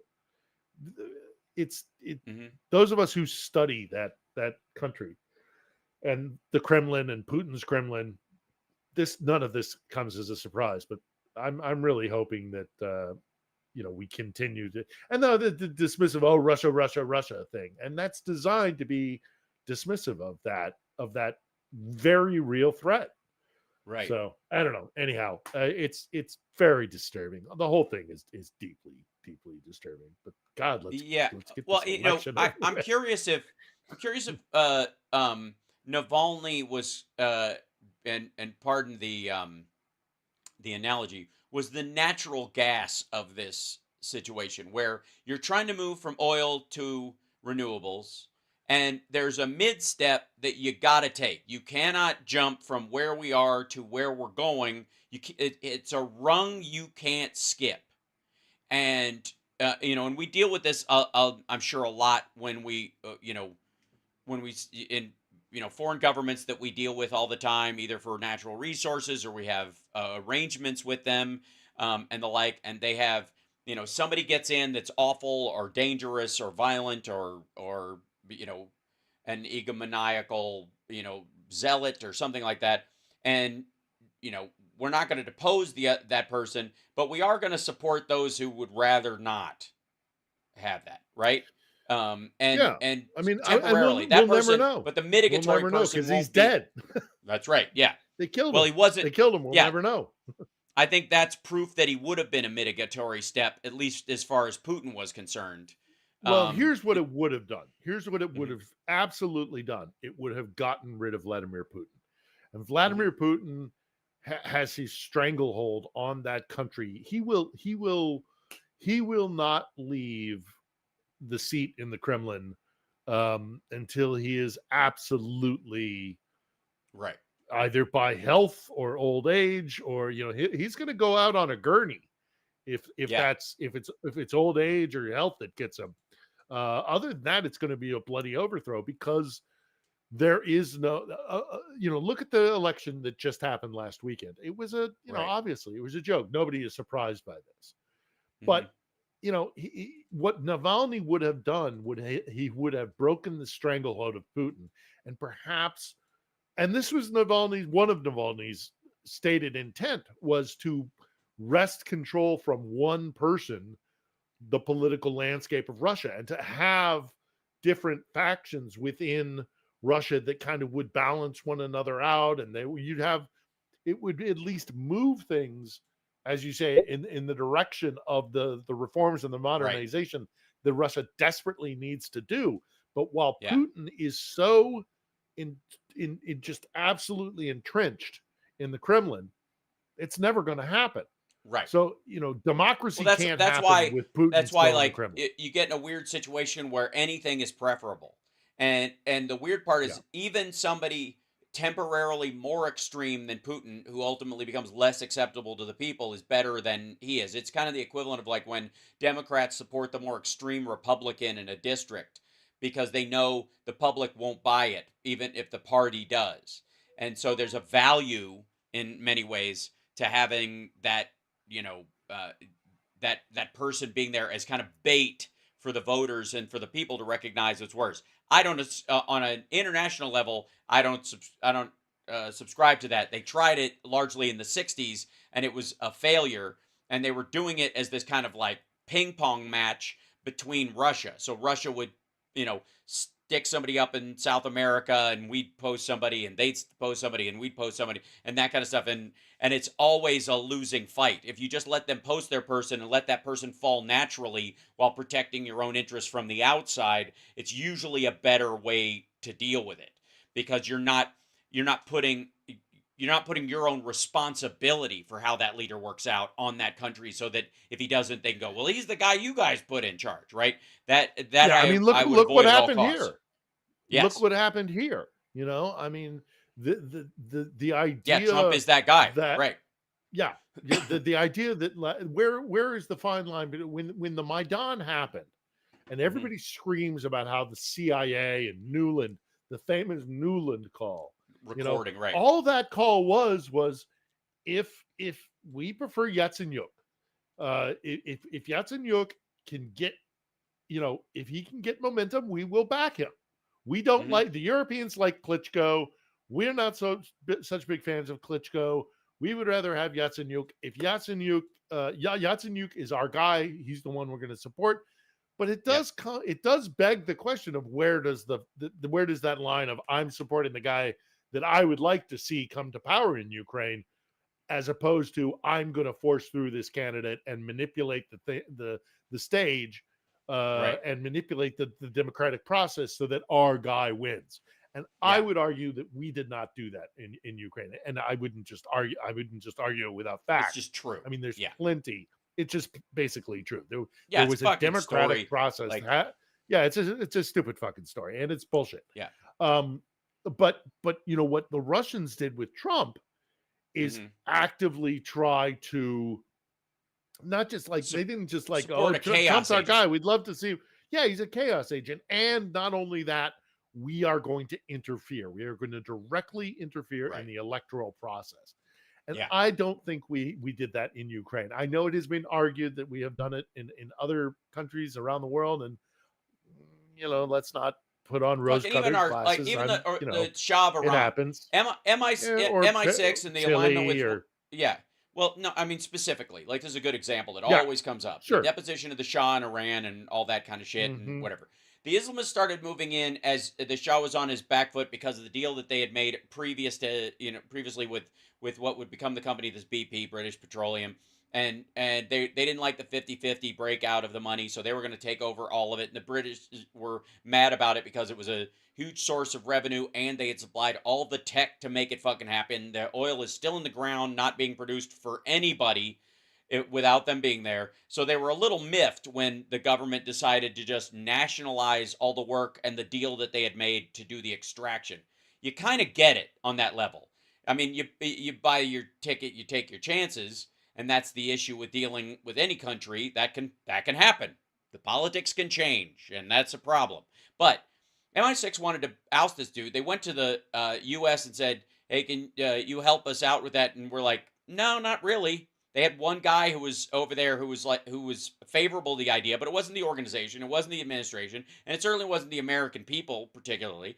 That he turns them down. MI6 ends up doing this, and Jimmy Carter makes a phone call to Shah going, "You should probably get your family out of there or you're going to die." That's not deposing the guy. That's warning him ahead of time that they're coming for your head. And you had previously been all right. We like what you do with women's rights, and the people that are moving in aren't going to do that, and they're going to make an example of you, and they're going to fucking kill you. So beat it. And they didn't depose the fucking guy. Our government, anyways. You can argue that MI6 worked towards some of that shit. But the U.S. government was specifically our biggest position. The whole thing was, you should flee. They're going to kill you. But what it gets read as everywhere is the U.S. deposed the Shah of Iran through a CIA plot. Because one CIA agent who was talking to MI6 went, "Okay, I'll hear you out. What's the deal?"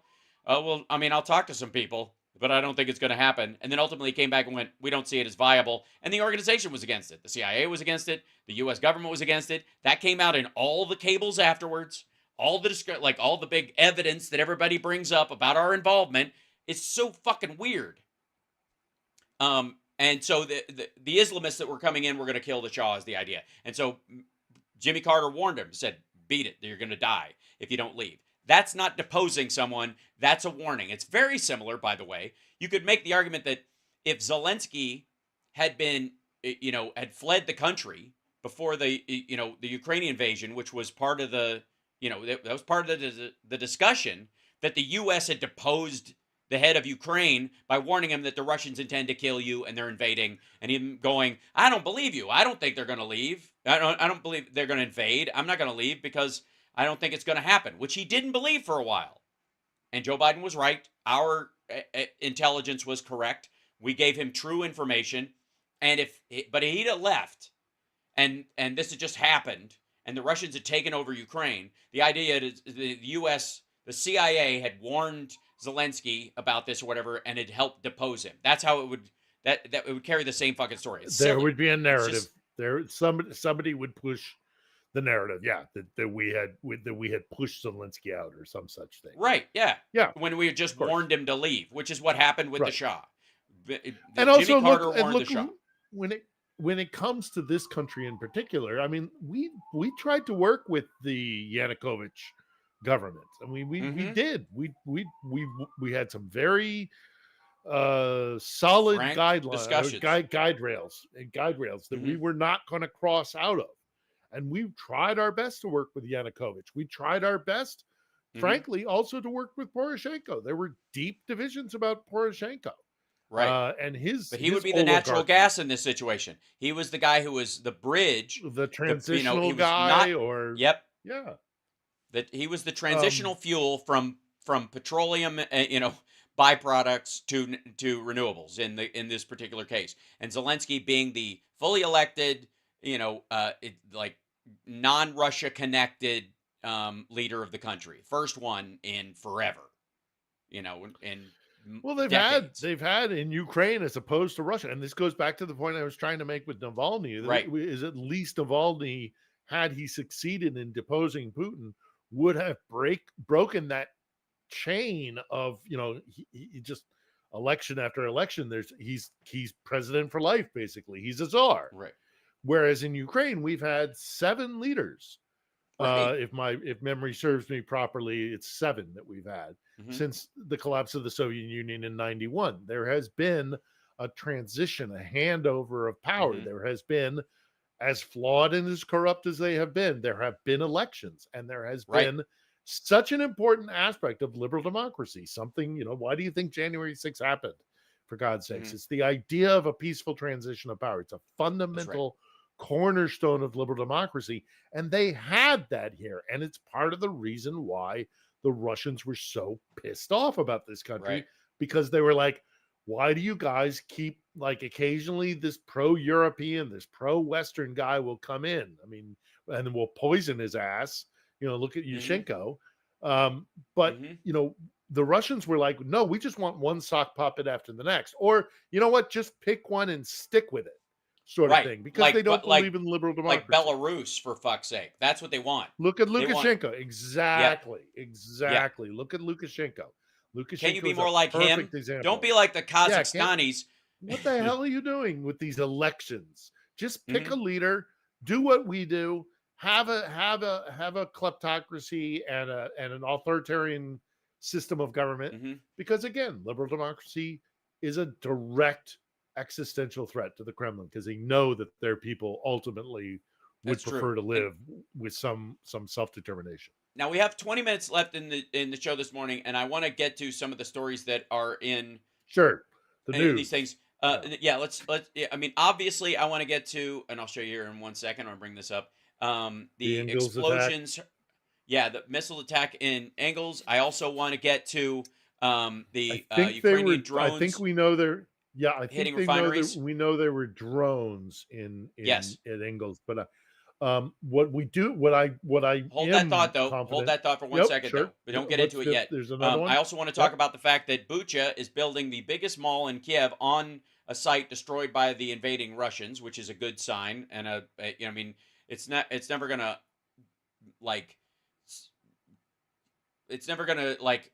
make that scar go away. But it is a sign that they lost and they didn't take this place or whatever. But I think the most important story of the day is that a boy was born in Russia with gills. And I want to know what the fuck is going on. He's having surgery in Moscow. A 4-year-old boy had gills removed. The child was born with a very rare congenital pathology where the gill arches made of bone tissue on the side of the neck. At a certain stage, gill slits appear in the human embryo, but during the development, they become overgrown. So in Russia, children are being born with gills. It's very frightening. I'm very scared. This is terrifying. They're making fish people. The Russians are making fish people. Russians are making fish people. I'm not kidding though. That's a story from that what the fuck Moscow telegraphs is true. So let's start back at the top. You want to work backwards, or you want to start? No, we'll talk about the explosions in Russia. Engels, again, I think there were drones. I don't know as we know exactly what they were, but would we do Engels? How do I describe Engels? It's not like Andrews. It's more like according to this report, it's drones. On this side of the Atlantic, it would be the equivalent of Incirlik or what's the one in Germany?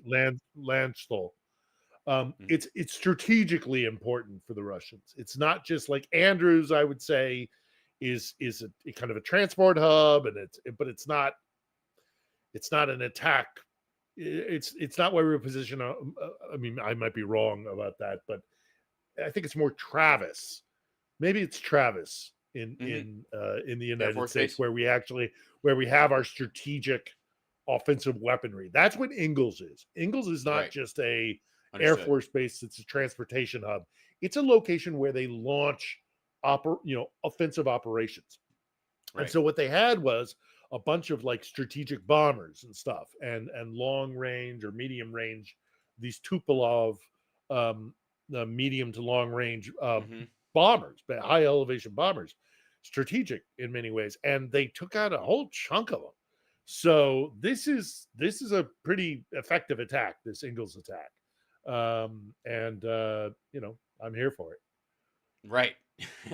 The other one was, and this is a kind of constant story right now, the Ukrainian drones are just hammering inside Russia right now. And there's a related story, couple of economic related stories, which is Russia earlier last month, I guess technically this month it officially went into effect, was that they limited exports of refined fuel, gas in particular, for vehicles and diesel, because they were running out of it, because their refineries were getting hit so often that they just didn't have the amount that they could ship out to anybody anyways. At the same time, India stopped buying Russian oil. The price of oil has gone up largely because of this.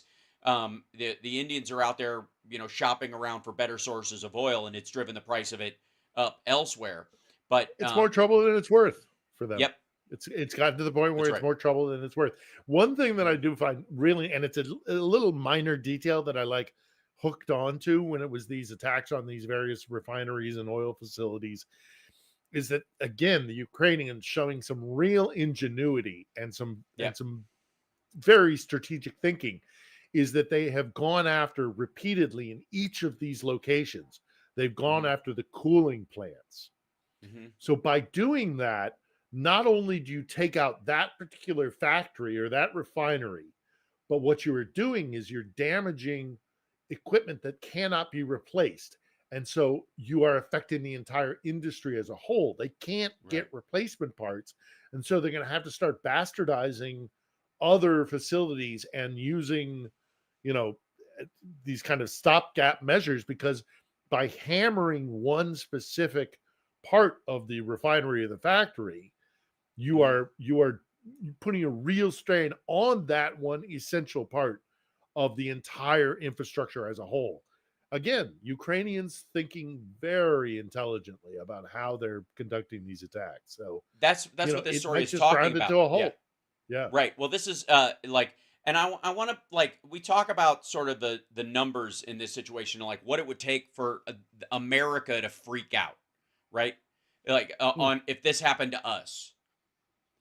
One drone attack on an American refinery even would drive the anti-oil people crazy. They'd be, all right, look, you don't get to kill a bunch of workers at a place I don't particularly like just because whatever. Like, it would be viewed as a singular terrorist attack, for one. Now, if we had attacked that country, there'd be an understanding a little bit from the Hamas Abi crowd that are like, America deserved 9/11 because we helped the Mujahideen fight the Soviets years ago and that kind of bullshit. But this is, let me look at the numbers on this one. According to the Insider, there have been 15 drone attacks against 13 oil refineries in 9 regions of Russia in 2024. The expanse of it. It'd be one thing if they were only hitting the ones that were close to the Black Sea, or they were only hitting ones that were in a particular area that was near to the border or close to where there was a short distance between Ukrainian troops and the Russian border. Fucking 9 different areas, 13 different oil refineries, 15 drone attacks.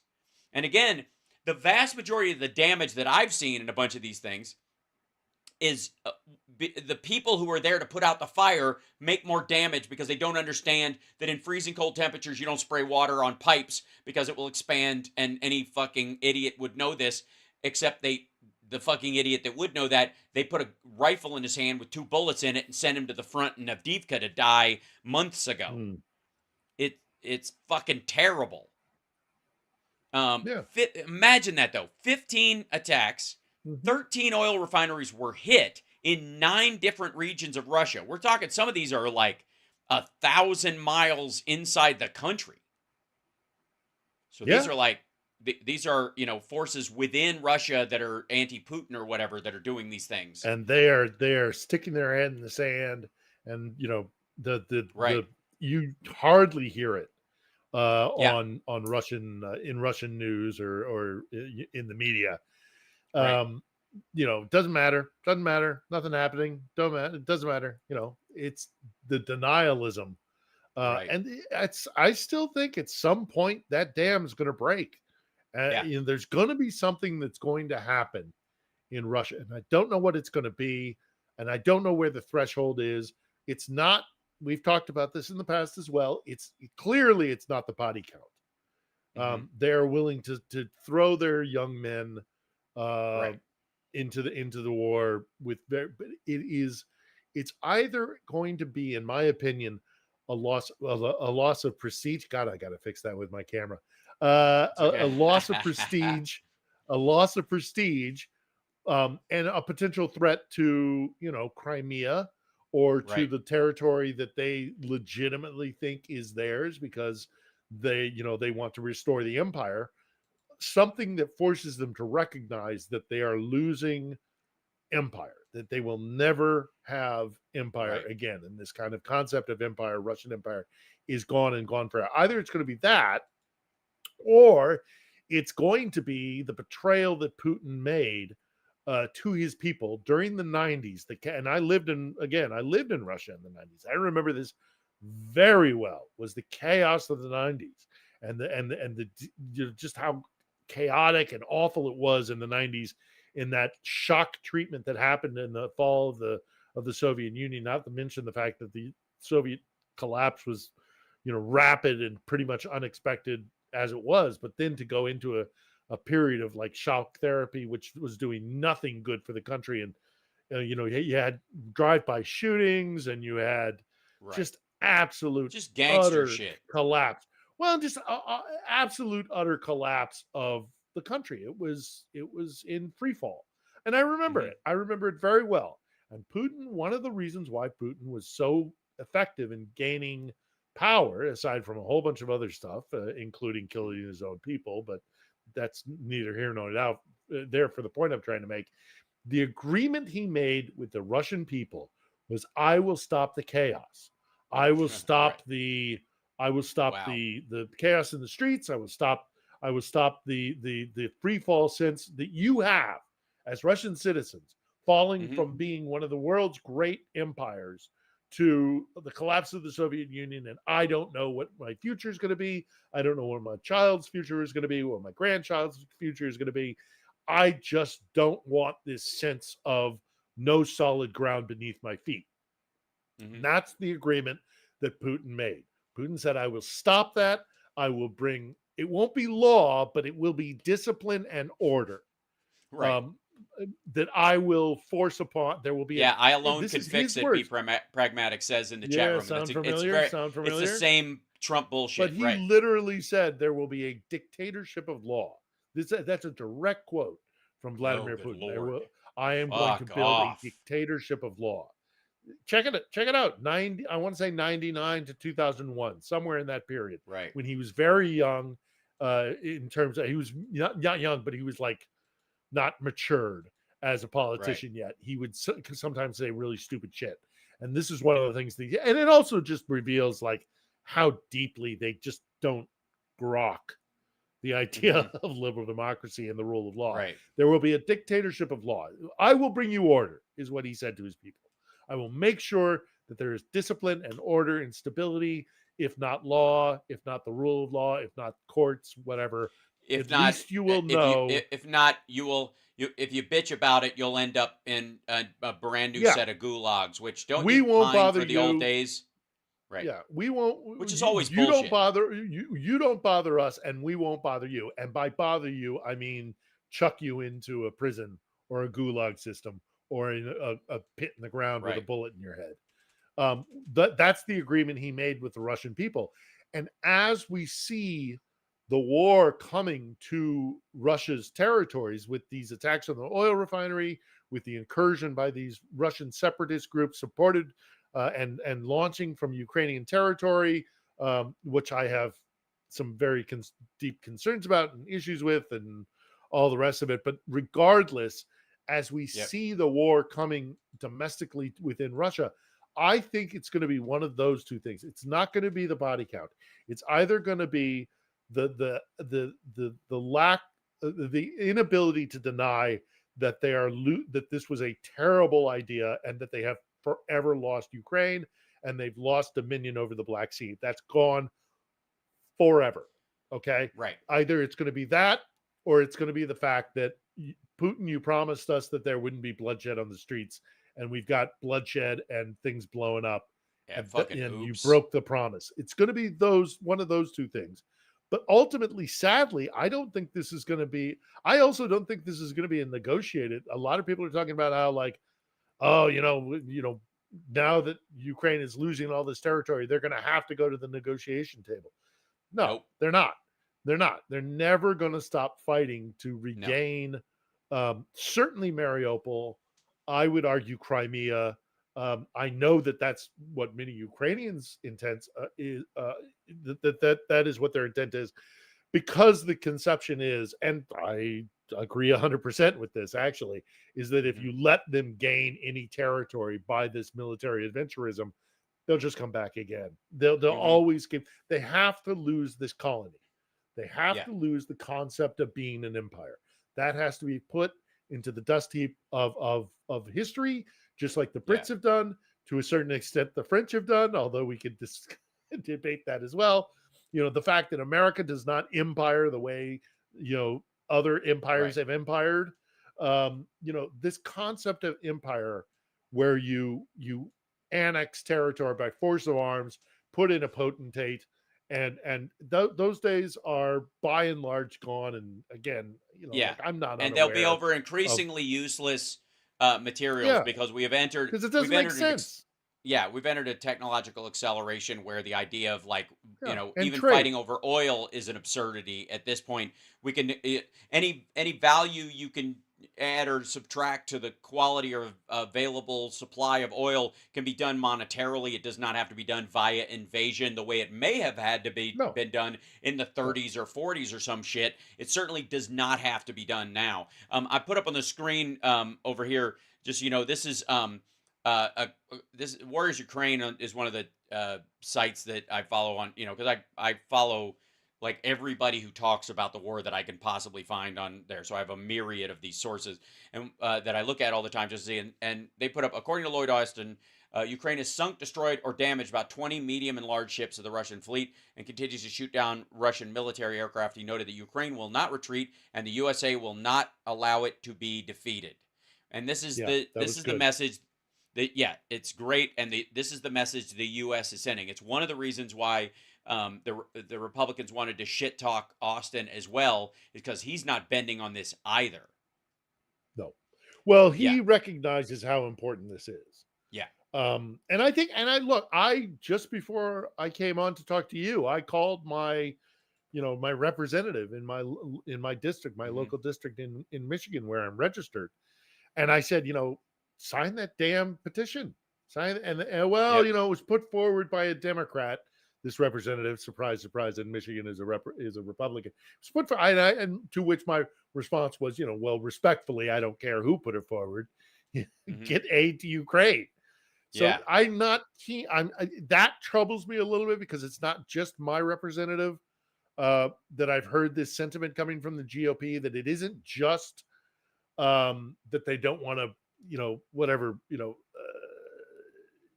they don't want to go around Johnson because, he's their guy or whatever it is. But, whatever is motivating them not to sign the discharge petition, it's I don't care. I don't care who put forward or just, it is, we need to get, I saw a stat.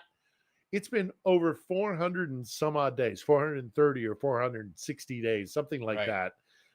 Don't hold me to the exact number, but it was over 400 days since Congress agreed for an aid package. 400 and some odd days. That's crazy. I probably want to.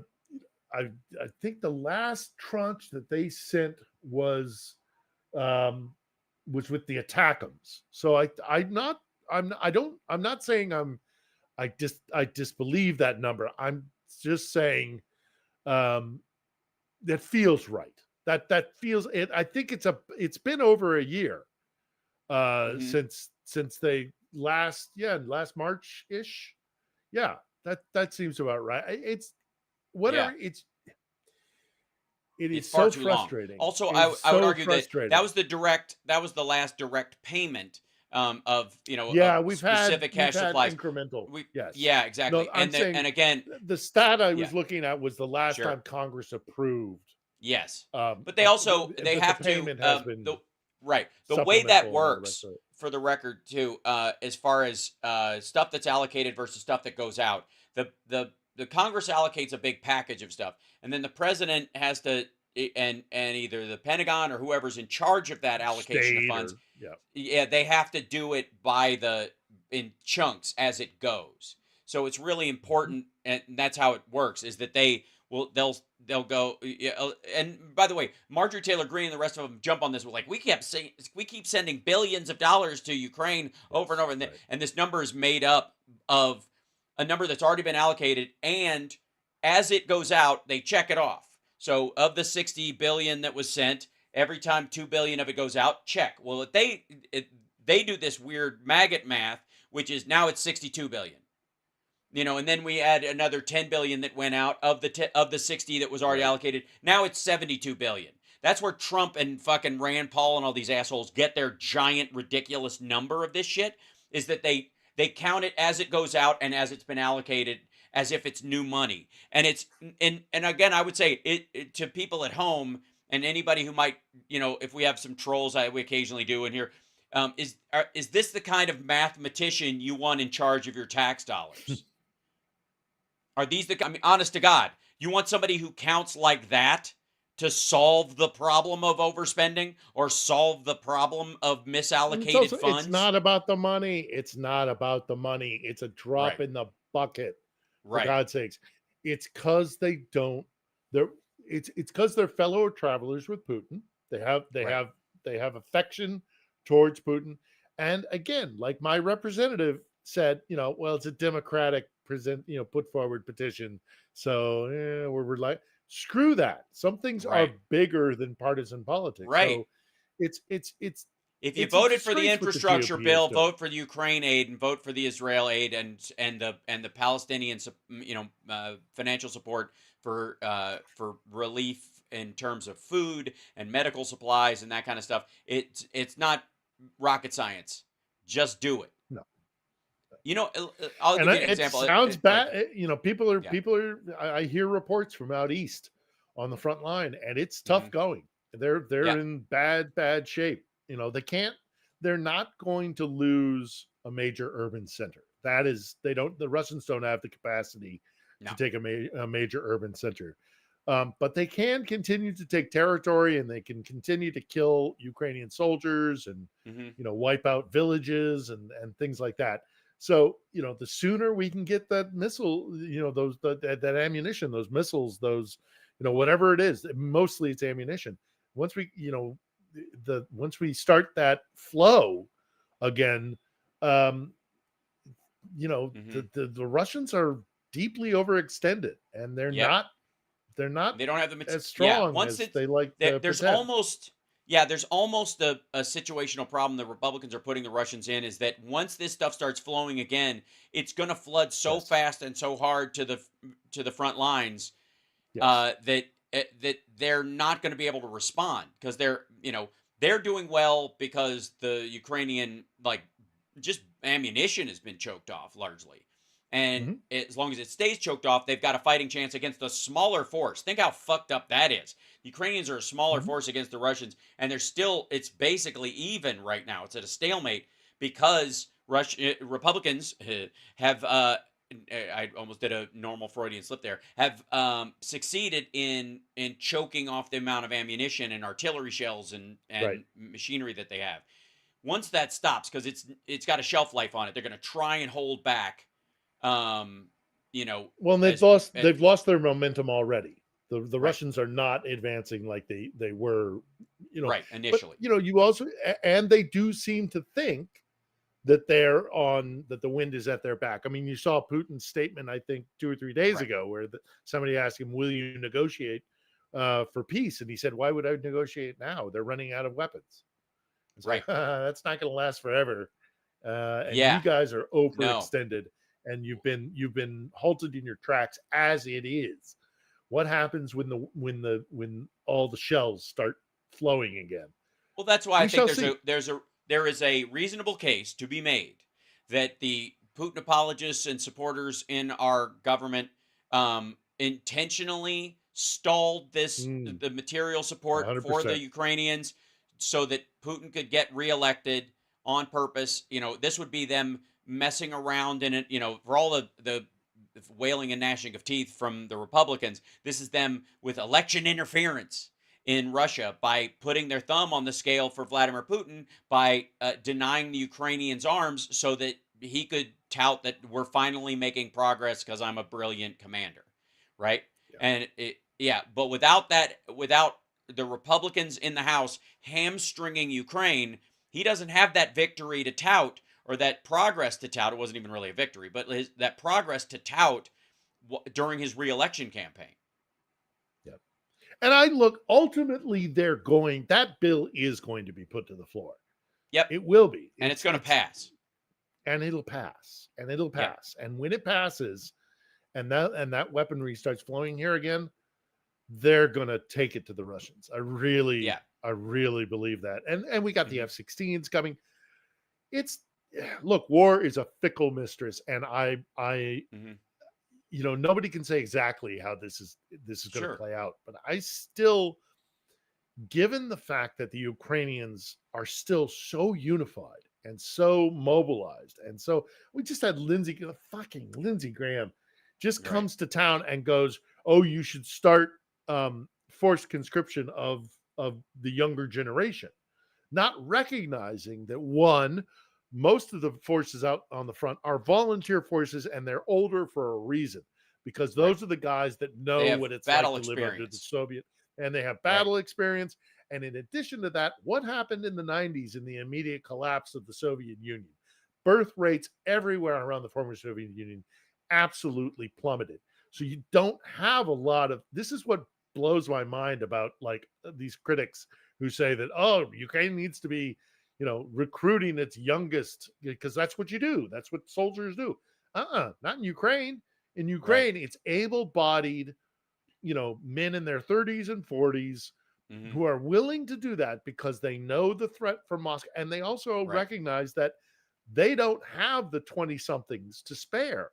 Somebody's going to have to build this country after the war is won. Right. And it's Russia that's sending off every technically savvy young person that they have has either fled the country or Russia has sent them to war, and they've died because they have the least amount of experience staying alive in this situation. So I am still optimistic that Ukraine will win this war. Russia hopefully will take the L and look in the mirror and do those hard reforms that they need to do.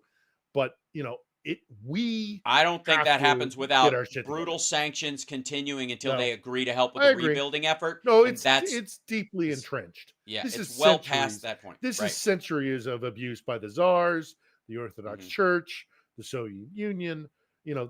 That country has a lot of work to do, and they know it. They know it. You have you sit down and you talk with Russians, especially after a couple of drinks, and they'll tell you they know very well the reforms that they need to make. They just don't want to, because it's really hard and it's fundamental, and it is undoing centuries of oppression, real brutal oppression.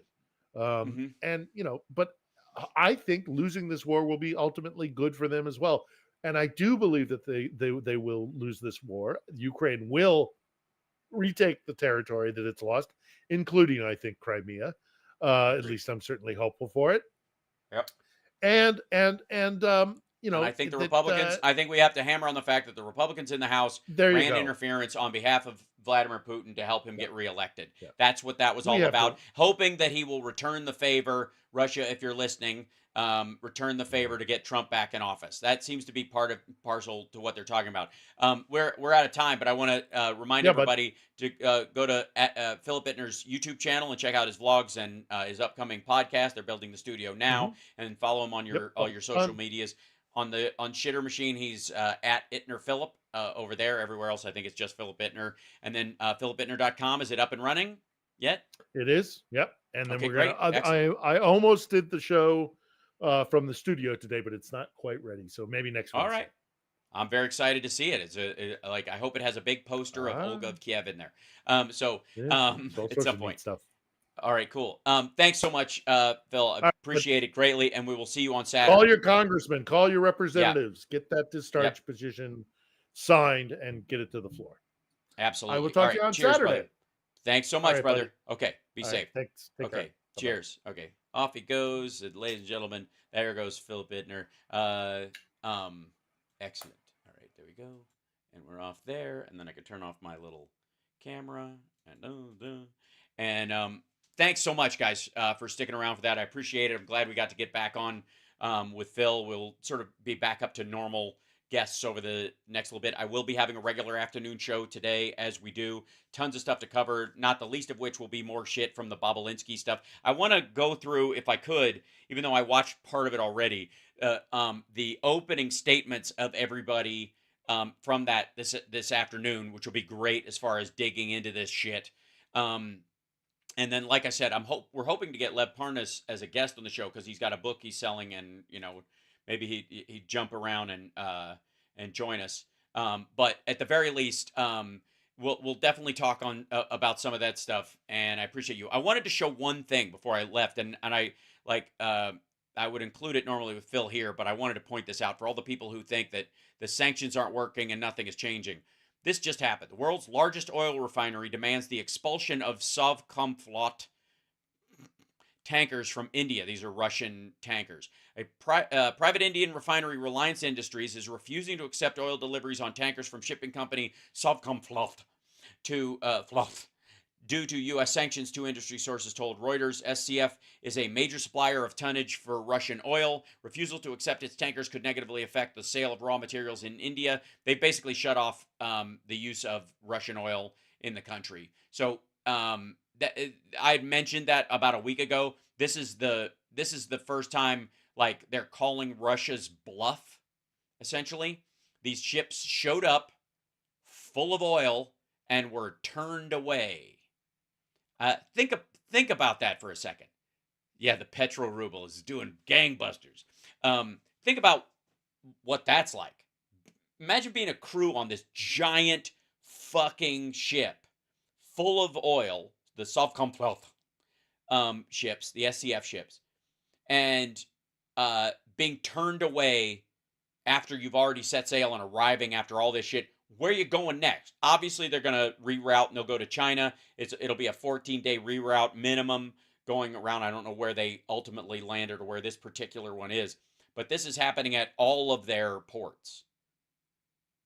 Imagine a ship that large showing up, and you ever, I don't know, what's a good example? You ever buy a ticket to use an app to buy a movie ticket, and then you show up and I haven't done this, but it's seemingly similar analogy. You show up and it's actually for the next night. You accidentally bought the ticket for tomorrow, and you're like, fuck.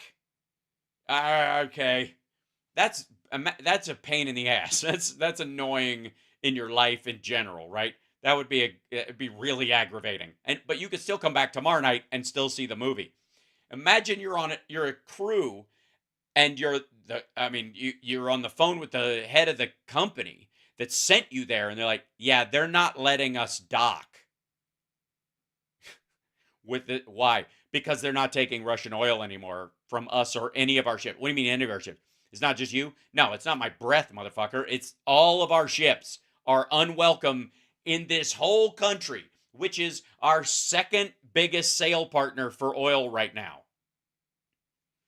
Oops. Yeah, India's like, we're good. See you later. So, chat room, thank you guys so much. I'm going to leave you with that, and I will see you this afternoon. Take care of yourself and take care of somebody else. And don't forget that Donald Trump... we're going to be appointing very pro-crime judges. Is the king of scams. I've been involved in the two greatest scams in American history. Just understood, you know? You get it?